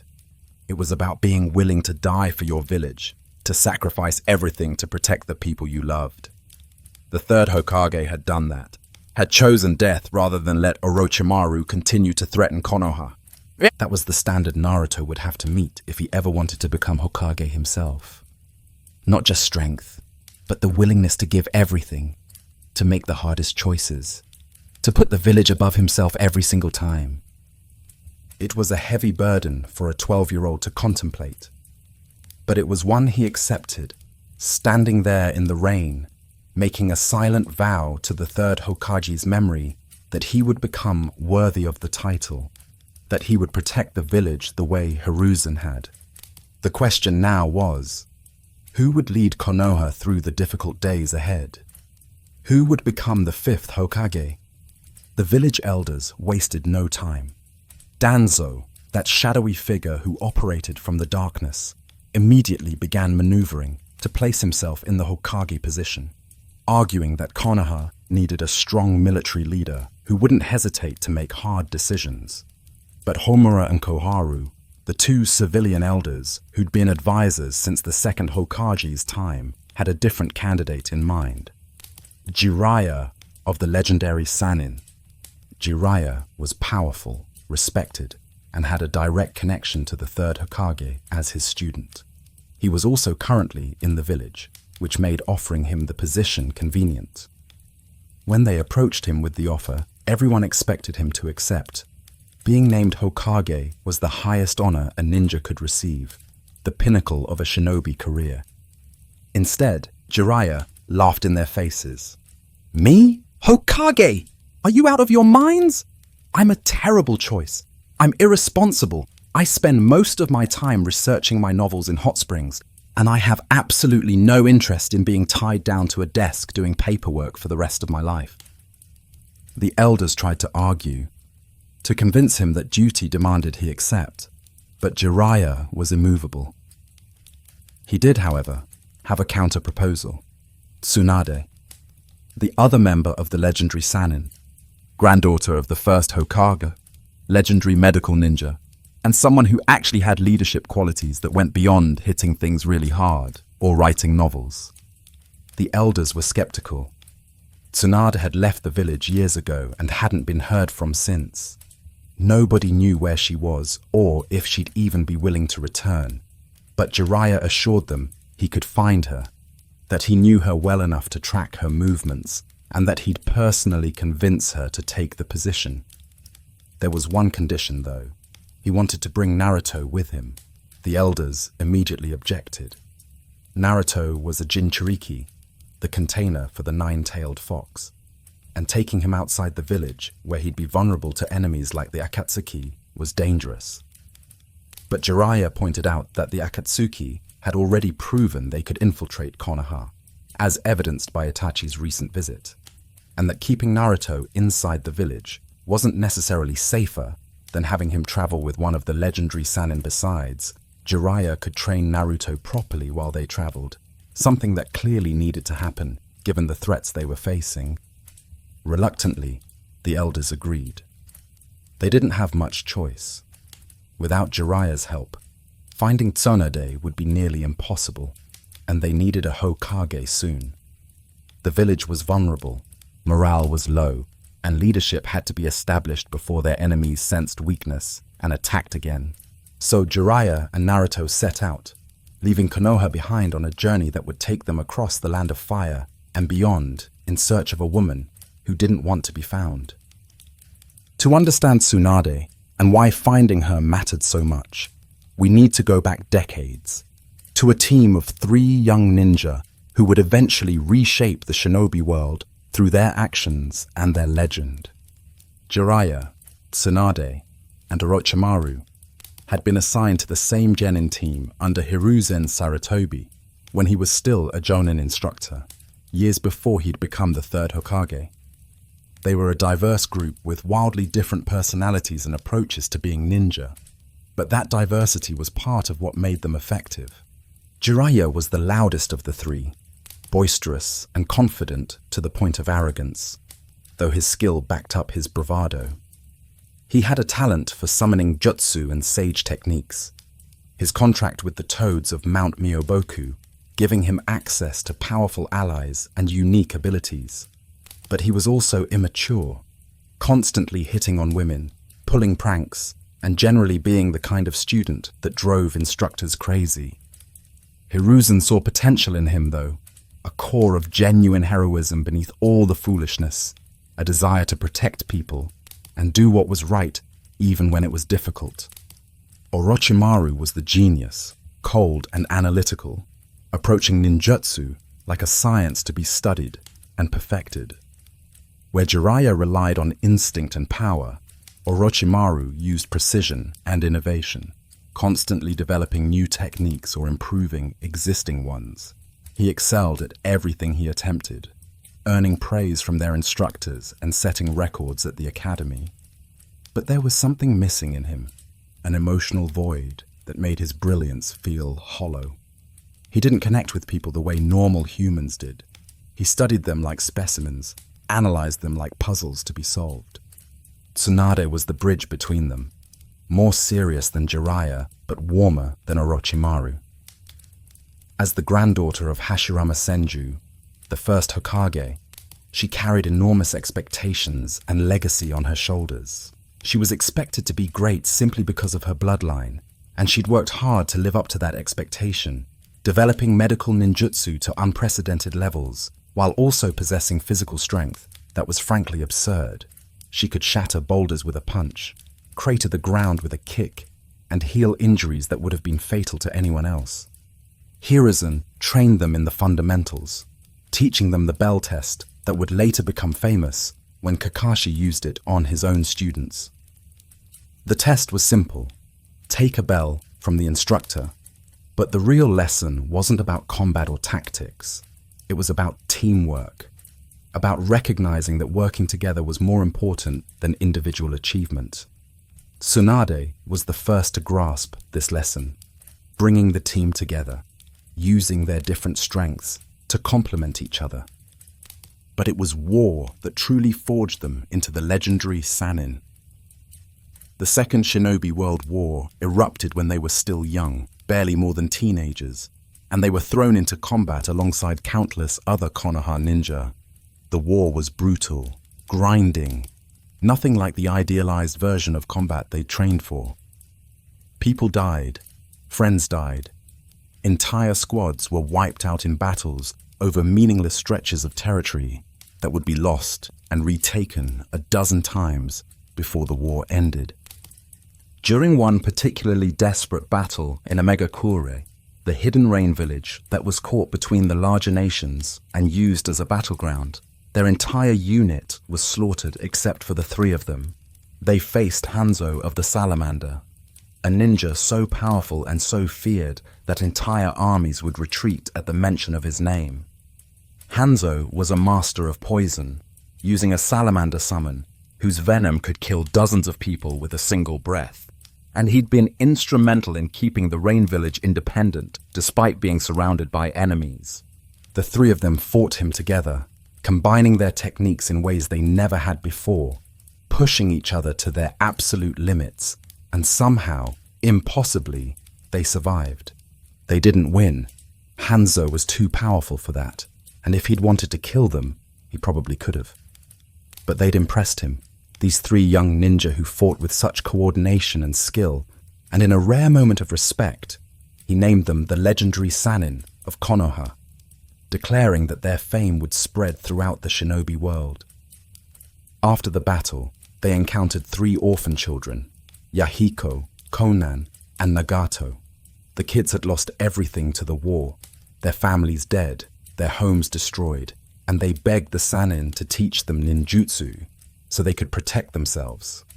Orochimaru's first instinct was to kill them as potential future enemies, a cold calculation that their sensei Hiruzen would have been horrified by Tsunade, wanted to take them to an orphanage, or find someone local to care for them. But Jiraiya saw something else, an opportunity to make a difference, to help rebuild what the war had destroyed, to give these kids a chance at a better future. He stayed in Omegakure for several years, training the three orphans, teaching them not just techniques, but also philosophy, the belief that understanding and communication could end conflict.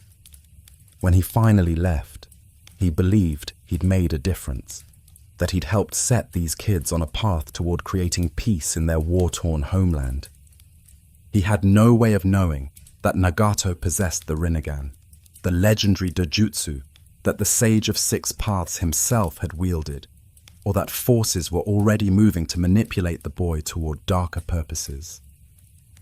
Those revelations would come years later, bringing tragedy and regret that would haunt Jiraiya for the rest of his life.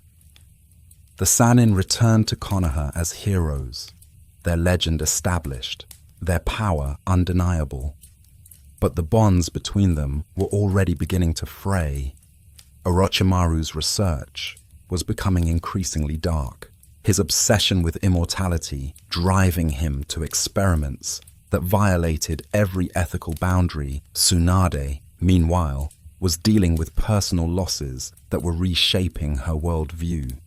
Her younger brother Nawaki had died during the war, killed by an explosive trap the day after his 12th birthday, the day after she'd given him their grandfather's necklace, and he'd declared his dream of becoming Hokage. The loss had devastated her, grief mixing with guilt over whether the necklace had somehow cursed him, whether her gift had led to his death. Nawaki had been bright-eyed and optimistic, full of dreams about protecting the village their grandfather had founded. He'd looked up to Tsunade, idolized their grandfather, and wanted nothing more than to earn the title of Hokage through his own merit. On his 12th birthday, Tsunade had given him the first Hokage's necklace, a beautiful crystal pendant that their grandfather had worn, something Nawaki had always admired. She'd told him to keep it safe, that it would bring him luck as he pursued his dreams. The next day, Nawaki went on a routine mission. He stepped on an explosive trap. According to Orochimaru, who'd seen the aftermath, Nawaki's body was so heavily mutilated that it was beyond recognition. Only the necklace remained intact, retrieved by Orochimaru, and returned to a devastated Tsunade. That necklace became a curse in Tsunade's mind, a symbol of lost dreams and broken promises. Years later, she met Dan Kato, a jonin who shared her belief that every squad should have a medical ninja to prevent unnecessary deaths like her brothers. They fell in love, bonded by their shared ideals and their desire to make the shinobi world less cruel. Tsunade gave him the necklace too, hoping it would protect Dan the way it had failed to protect Nawaki. And Dan dreamed of becoming Hokage as well, wanting the position so he could implement reforms that would save lives. Dan died in her arms on a battlefield, bleeding out from wounds that even her medical expertise couldn't heal fast enough. She'd tried everything, every technique she knew, pouring all her chakra into trying to keep him alive. But it wasn't enough. Nothing was enough. And as his blood covered her hands, as she felt his heart stop despite everything she'd done, something broke inside Tsunade.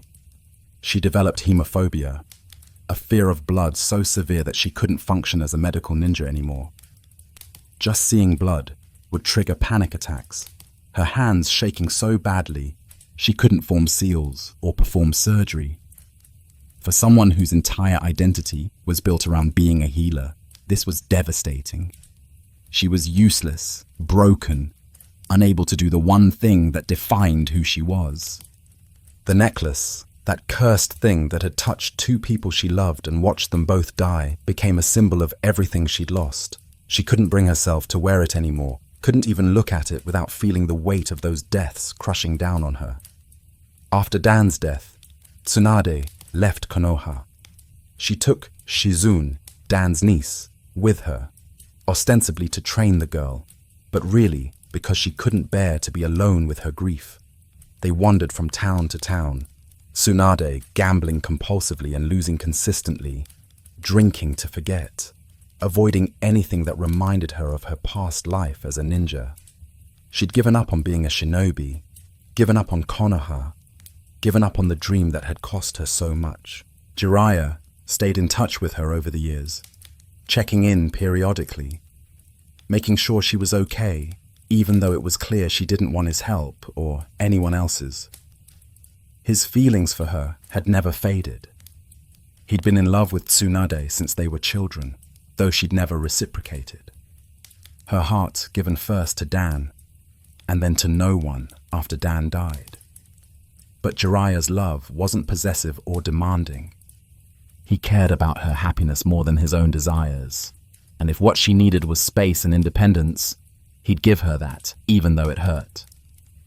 Tracking Tsunade turned out to be surprisingly easy, though not for the reasons one might expect. See, Tsunade had one very consistent character trait. She was phenomenally bad at gambling.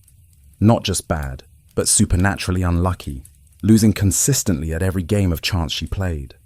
This meant she left a trail of gambling debts and furious casino owners wherever she went, making her movements easy to trace if you knew what to look for. Jiraiya knew exactly what to look for. He tracked her through a series of gambling halls and small towns, following the trail of IOUs and angry creditors, until he finally caught up to her in a town celebrating some local festival. And there she was, sitting at an outdoor restaurant with Shizune beside her, looking exactly as Jiraiya remembered, despite the years that had passed. Well, almost exactly. Tsunade had developed a transformation jutsu that made her appear younger than her actual age, maintaining the appearance of a woman in her 20s, rather than someone who was actually over 50. It was vanity combined with practicality. People were less likely to recognize the granddaughter of the first Hokage if she didn't look like she was old enough to be his granddaughter. Naruto's first impression of Tsunade was not positive.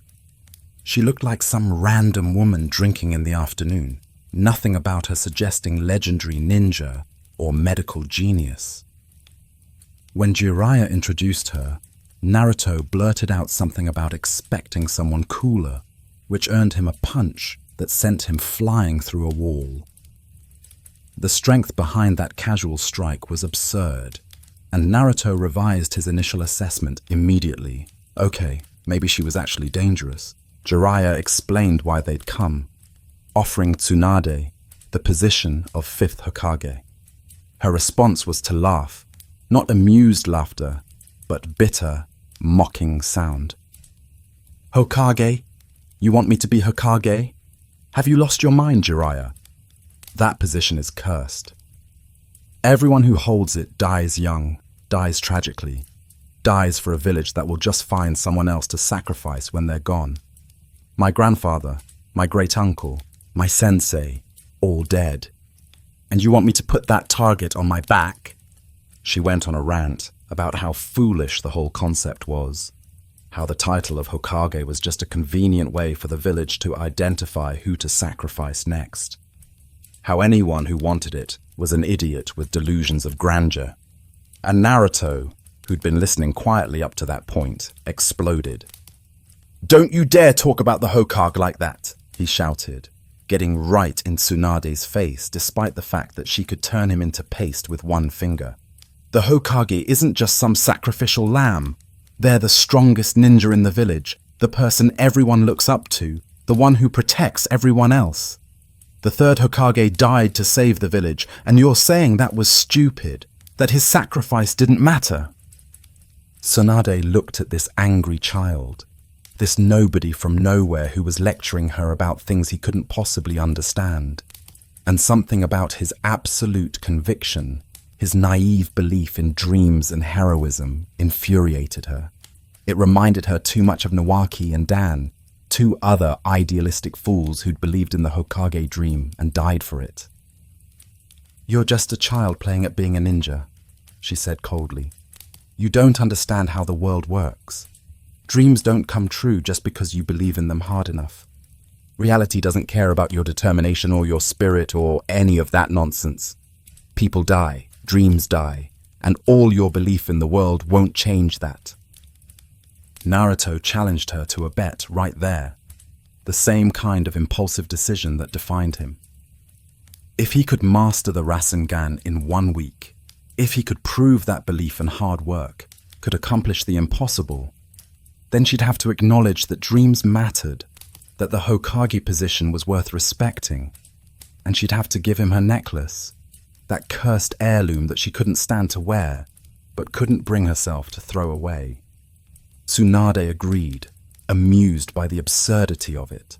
The Rasengan was an A-rank jutsu that had taken the 4th Hokage years to develop, and that only a handful of people in the entire world could perform.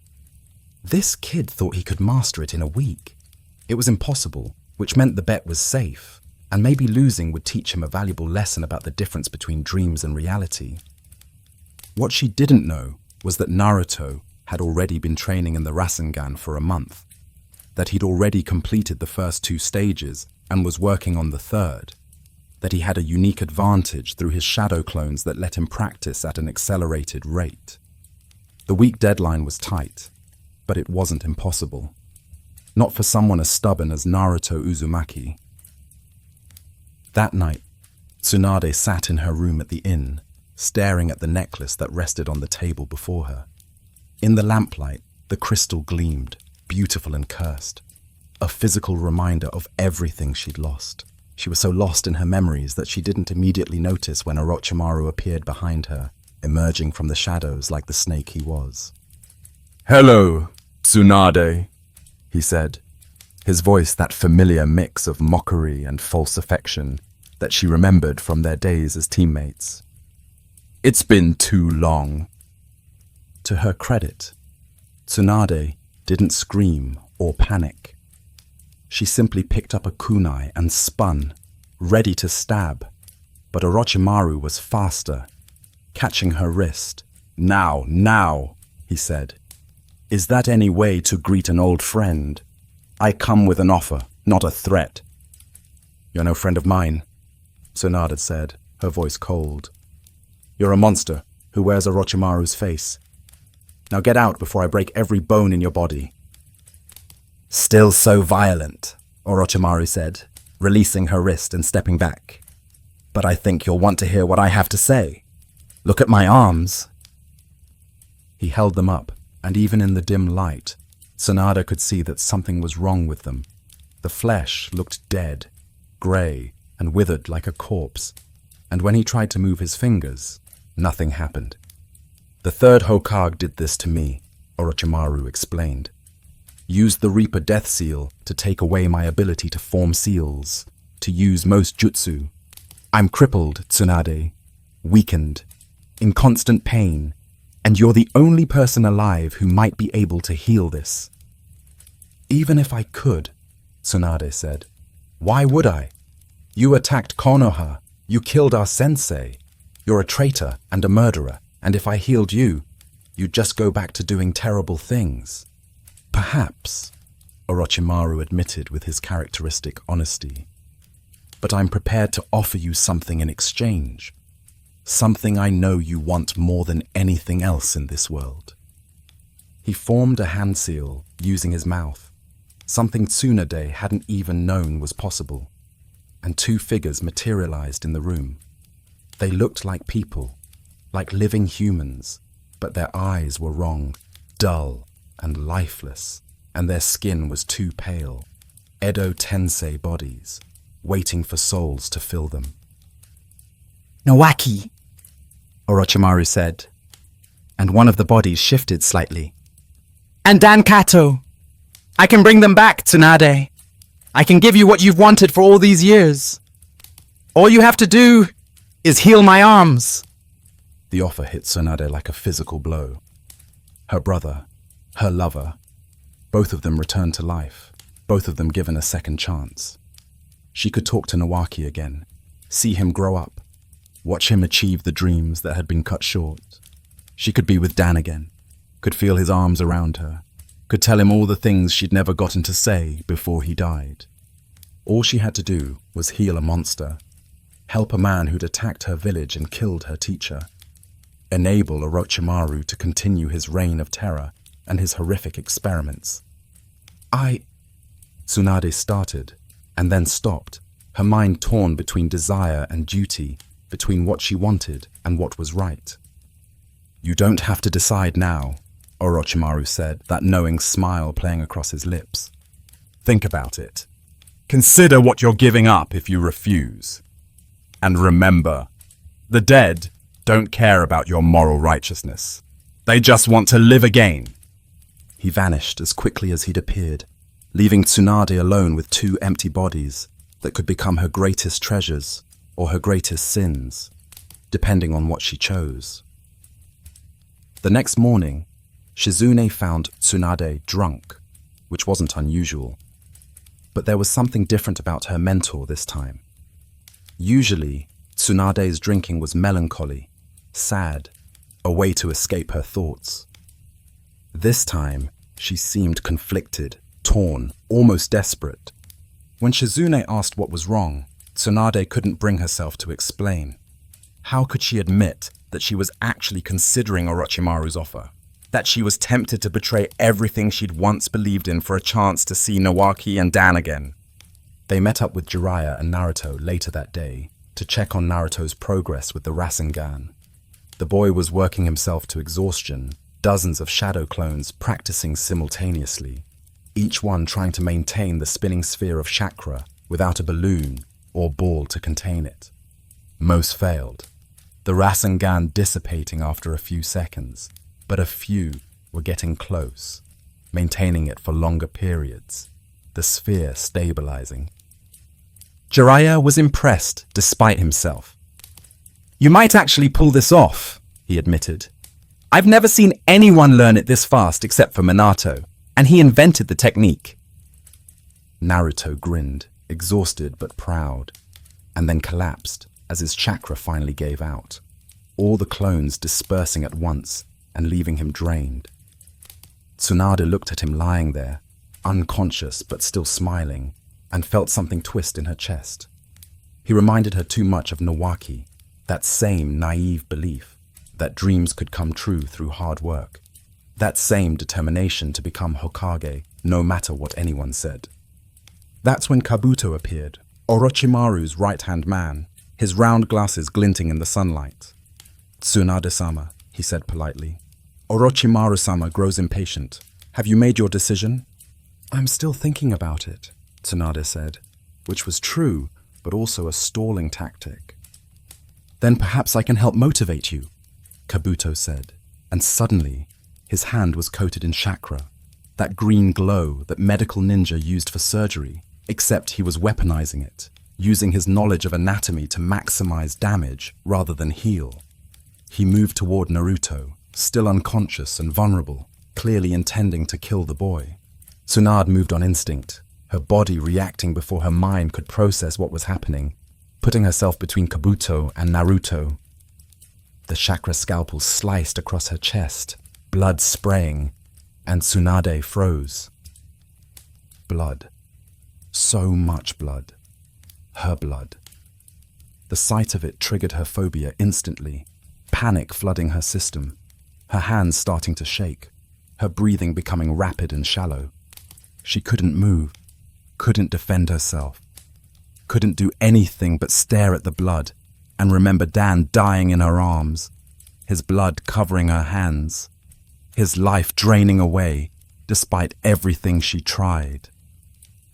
Kabuto pressed his advantage, attacking ruthlessly, knowing that Tsunade was helpless in this state. Jiraiya tried to intervene, but Kabuto was faster and more skilled than expected, his medical knowledge making him a terrifying opponent who knew exactly where to strike to cause maximum damage. Within minutes, Jiraiya was down, his legs sliced, his chakra network disrupted, unable to properly mold chakra for jutsu. Tsunade watched it all happen, frozen by her phobia, useless when her teammate needed her. This was exactly what she'd been afraid of, why she'd left Konoha in the first place. She was broken, unreliable, a liability rather than an asset. Then Naruto moved. Despite being exhausted and out of chakra, despite having just woken up from passing out, he put himself between Tsunade and Kabuto, his stance shaky but determined. "You're not hurting anyone else," Naruto said, and there was steel in his voice despite his obvious weakness. "I won't let you." "You can't even stand properly," Kabuto pointed out reasonably. "You're out of chakra, exhausted, and completely outmatched. Why don't you just stay down like a smart person?" "Because that's not what a ninja does," Naruto said. "We don't give up just because things look bad. We fight anyway. We protect people anyway. Even if we die, we do it standing up." Kabuto sighed and attacked, his chakra scalpel aiming for Naruto's neck, a killing blow. And Naruto met him with a Rasengan, incomplete but functional, the spinning sphere of chakra slamming into Kabuto's stomach and sending him flying backward, the impact crater he left in the ground testament to the technique's power. Naruto had completed it. In 1 week, he'd mastered the Rasengan, doing something that should have been impossible, and he'd done it to protect someone, using his power to defend rather than to attack, embodying everything that the Hokage was supposed to represent. Tsunade stared at him, this impossible child who'd just proven her wrong about everything, who demonstrated that dreams could come true if you worked hard enough. That belief and determination actually mattered. The sight of his conviction, his refusal to give up even when every logical reason said he should, broke through the wall of cynicism she'd built around her heart. The blood on her chest didn't seem quite as terrifying anymore. Or rather, it was still terrifying, still triggered her phobia, but she could push through it. For this boy who'd just proven that impossible things could happen, she could be stronger than her fear. Orochimaru appeared then, stepping out of the forest with characteristic dramatic timing. "Kabuto, I believe you've made your point. Tsunade, I think it's time for your answer. Will you heal my arms, or will I have to take more aggressive measures to convince you? Tsunade looked at him, this person who'd once been her teammate, who'd trained beside her and fought beside her, and who'd become something monstrous. She looked at the bodies he'd brought, the empty vessels waiting to be filled with the souls of people she loved. She looked at Naruto, bleeding and exhausted, but still standing, still defiant. "I've made my decision," she said, and her voice was steady despite the blood still visible on her chest, despite the fear still clawing at her. "The answer is no. I won't heal you. I won't help you. Nawaki and Dan wouldn't want to come back if it meant helping someone like you, and more importantly, I don't want them back if it costs me my soul." Orochimaru's smile vanished, replaced by cold fury. "Then you've chosen poorly. I'll take what I need from you by force." The fight that erupted was legendary. 3 former teammates facing off with their most powerful techniques. Orochimaru summoned Manda. The giant snake boss, Jiraiya, recovered enough to fight, summoned Gamabunta, the giant toad boss. And Tsunade summoned Katsuyu, the slug queen, whose body could split into thousands of smaller slugs, making her almost impossible to kill and allowing her to heal allies from a distance. The 3 giant summons battled while their summoners fought on top of them, leaping between the massive creatures, trading techniques that leveled trees and cratered the ground. Orochimaru used snake techniques, transforming his body in disturbing and effective ways. Jiraiya countered with toad oil flames and swamp techniques. And Tsunade, her phobia overcome through sheer will, punched with enough force to split the ground, her medical knowledge letting her maximize damage with precise chakra control. Naruto watched from the sidelines, trying to help, but knowing he was outmatched by this level of combat. These were the legendary Sannin, 3 of the most powerful ninja alive, and the battle between them was reshaping the landscape. But Orochimaru was weakened by his arms, unable to use most of his best jutsu, and Tsunade was freshly motivated, fighting with a passion she hadn't felt in years. Slowly, steadily, she and Jiraiya pushed Orochimaru back, until finally Tsunade landed a devastating punch directly to Orochimaru's chest, the impact audible from hundreds of meters away. Orochimaru flew backward, crashing through trees, and when he struggled to his feet, blood was running from his mouth. "This isn't over," he said, and his voice carried a promise of future conflict. "You've chosen your side, Tsunade. I hope you don't regret it when your village burns and everyone you care about dies." He fled then, Kabuto helping him escape, and neither Jiraiya nor Tsunade had the energy left to pursue. They'd won, but barely, and the cost had been enormous. Naruto approached Tsunade, holding out her necklace, the one he'd won through their bet. "Here," he said. "You promised this if I learned the Rasengan. I don't actually want it, though. You should keep it. I think your brother and Dan would want you to wear it, to remember them by, and to remember what they dreamed of."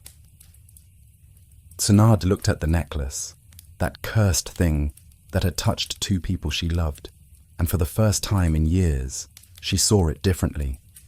Not as a symbol of death, but as a symbol of dreams, of hope, of the belief that tomorrow could be better than today.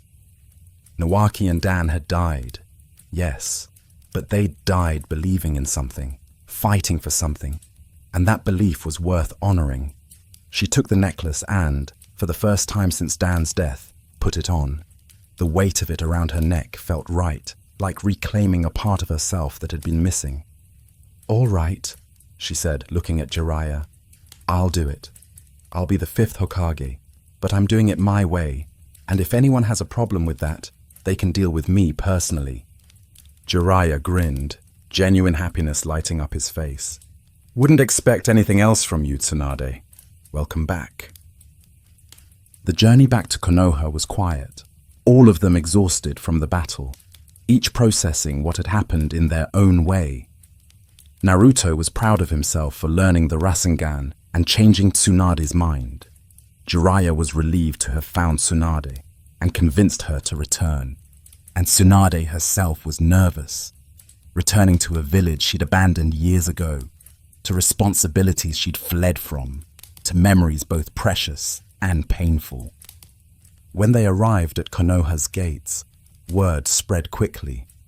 The legendary Tsunade had returned. The granddaughter of the first Hokage was back. The village had its new leader. People lined the streets to catch a glimpse of her, some recognizing her despite the transformation jutsu, others just curious about the woman who would lead them through the difficult days ahead. The elders met with her immediately, formally offering her the position of 5th Hokage. Tsunade accepted, though on her own terms, making it clear that she wouldn't be a puppet for the council or anyone else, that she'd make decisions based on what was best for the village rather than what was politically convenient. Her first priority was medical.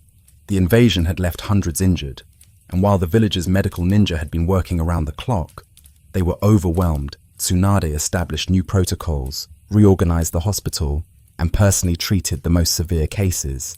She also examined Rock Lee, whose career-ending injuries had devastated him. The prognosis was grim. The damage to Lee's arm and leg was extensive. Bone fragments embedded in muscle tissue, nerves severed, the kind of injury that normally meant the end of a ninja career. Most medical ninja had told Lee he'd never fight again. But Tsunade wasn't most medical ninja. She was the best in the world, and she saw possibilities others missed. "I can operate," she told Lee. "I can't guarantee you'll return to your previous level, and the surgery is risky. There's a chance you could end up worse, but if it works, you'll be able to fight again." The surgery took 12 hours. Tsunade working with microscopic precision, repairing nerves one fiber at a time, removing bone fragments without damaging surrounding tissue. When it was over, she was exhausted, but Lee had a chance. Not a guarantee, but a real, genuine chance to recover and return to being a ninja. Lee woke up crying, not from pain, but from gratitude and relief. Might Guy, his sensei, was there too, tears streaming down his face as he thanked Tsunade over and over. This was what being a medical ninja meant, not just healing injuries, but giving people back their futures, their dreams, their reason to keep living. As Tsunade made her way through the hospital, treating injuries, organizing medical staff, pushing herself to exhaustion to help as many people as possible, she felt something she hadn't felt in years: purpose. She was making a difference. She was helping people. She was living up to the legacy of her grandfather, not by matching his combat prowess, but by using her own unique gifts to protect the village in a different way. Days later, the official inauguration ceremony was held. Tsunade stood before the assembled villagers, wearing the Hokage robes and hat, looking out at thousands of faces watching her, judging her, hoping she could lead them through difficult times ahead. Some remembered her grandfather, the legendary Hashirama, who'd founded the village. Others remembered her great-uncle Tobirama, or her teacher, Hiruzen. The weight of that legacy, those expectations, was enormous. But she also saw Naruto in the crowd, grinning up at her with absolute confidence, believing in her completely. She saw Jiraiya, that fool who'd loved her for decades and never given up on her, even when she'd given up on herself. She saw Shizune, who'd followed her through years of wandering and supported her through her darkest times. She saw the faces of people she'd healed in the hospital, their gratitude genuine and warming. This was her village. These were her people. And she would protect them with everything she had, the way Nawaki and Dan would have wanted, the way the third Hokage had with his final breath. "People of Konoha, she said, and her voice carried across the assembled crowd. "I stand before you as the 5th Hokage, Not because I'm the strongest ninja, not because I'm the smartest or the most qualified. I stand here because I believe in this village, in its people, in the dreams that built it and the will that sustains it. The will of fire, passed down from the first Hokage through every generation, burns in all of us. It's the belief that we protect each other, that we sacrifice for each other, that we build a future worth living in. That fire will never go out as long as even one of us remains to carry it forward. The crowd erupted in cheers, and Tsunade felt tears threatening to form, though she blinked them back. She was home, after all these years of running, of hiding, of drowning in grief and regret.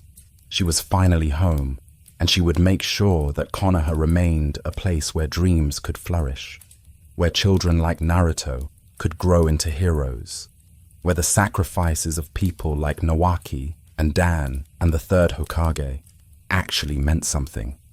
The age of the fifth Hokage had begun, and with it, a new chapter in Konoha's story. As the sun set over Konohagakure, painting the sky in shades of orange and red, Naruto stood on the Hokage monument, looking out over the village. From up here, he could see everything. The repaired buildings, the training grounds where Genin practiced, the hospital where Tsunade worked, the memorial stone where names were carved for those who died protecting the village. He thought about everything that had happened since the Chunin Exams began. The terror of the Forest of Death and Orochimaru's mark on Sasuke. The preliminary matches where he'd defeated Neji and proven that destiny could be changed. The finals interrupted by invasion, the third Hokage's sacrifice, the battle against Gaara, where he'd made his first real connection with another Jinchuriki. The journey to find Tsunade, learning the Rasengan, watching the legendary Sannin fight. So much had changed in such a short time. He'd grown stronger, learned new techniques, made new connections, but more than that, he'd begun to understand what being Hokage really meant. It wasn't just about being the strongest, though that mattered. It wasn't just about being respected, though that was nice. It was about being willing to sacrifice everything for your village, to put others before yourself, to bear the weight of everyone's hopes and dreams and fears. The third Hokage had understood that. He'd given his life to weaken Orochimaru and protect the village. Tsunade understood it too. You could see it in the way she pushed herself past exhaustion every day. Even Jiraiya, that perverted fool, understood it in his own way, working as a spy network, gathering intelligence, training Naruto, despite having no obligation to do so. That was the legacy Naruto wanted to inherit. Not just the title or the power, but the dedication, the willingness to give everything for something larger than yourself. He clenched his fist, feeling the chakra swirl within him, the Nine Tails power mixing with his own. He'd come so far from that lonely kid who pulled pranks for attention, but he still had so far to go. Sasuke was growing stronger too, driven by his curse mark and his need for revenge. The Akatsuki was out there, hunting Jinchuriki. Orochimaru was planning something in the shadows. The world was dangerous and getting more dangerous, and Naruto needed to be ready for it. But that was okay. He'd proven he could grow, could overcome challenges, could change people's minds and hearts through his determination and his willingness to understand them. One day, he'd be Hokage. One day, he'd protect everyone in this village the way the third Hokage had, the way Tsunade was doing now, the way all the Hokage throughout history had done. Until then, he'd keep training, keep growing, keep moving forward. Because that's what ninja did. They didn't give up. They didn't stop dreaming. They fought for a better tomorrow, even when today was hard, even when the odds seemed impossible. Naruto smiled, watching the sun finish setting over his village, over his home. The Forest of Death seemed like a lifetime ago now, though it had only been a few months. So much had changed. So much more would change in the days and years to come. But one thing would never change. Naruto Uzumaki's determination to become Hokage and protect everyone precious to him. That dream burned in him like the will of fire itself, unquenchable and eternal. And someday, somehow, he'd make it come true. If you enjoyed this deep dive into one of Naruto's most pivotal arcs, consider liking and subscribing to Sleepy Anime Stories. We'll be continuing this journey through the entire Naruto story, exploring every major event, every character development, and every world-changing moment. Until next time, stay cozy and keep exploring the worlds we love.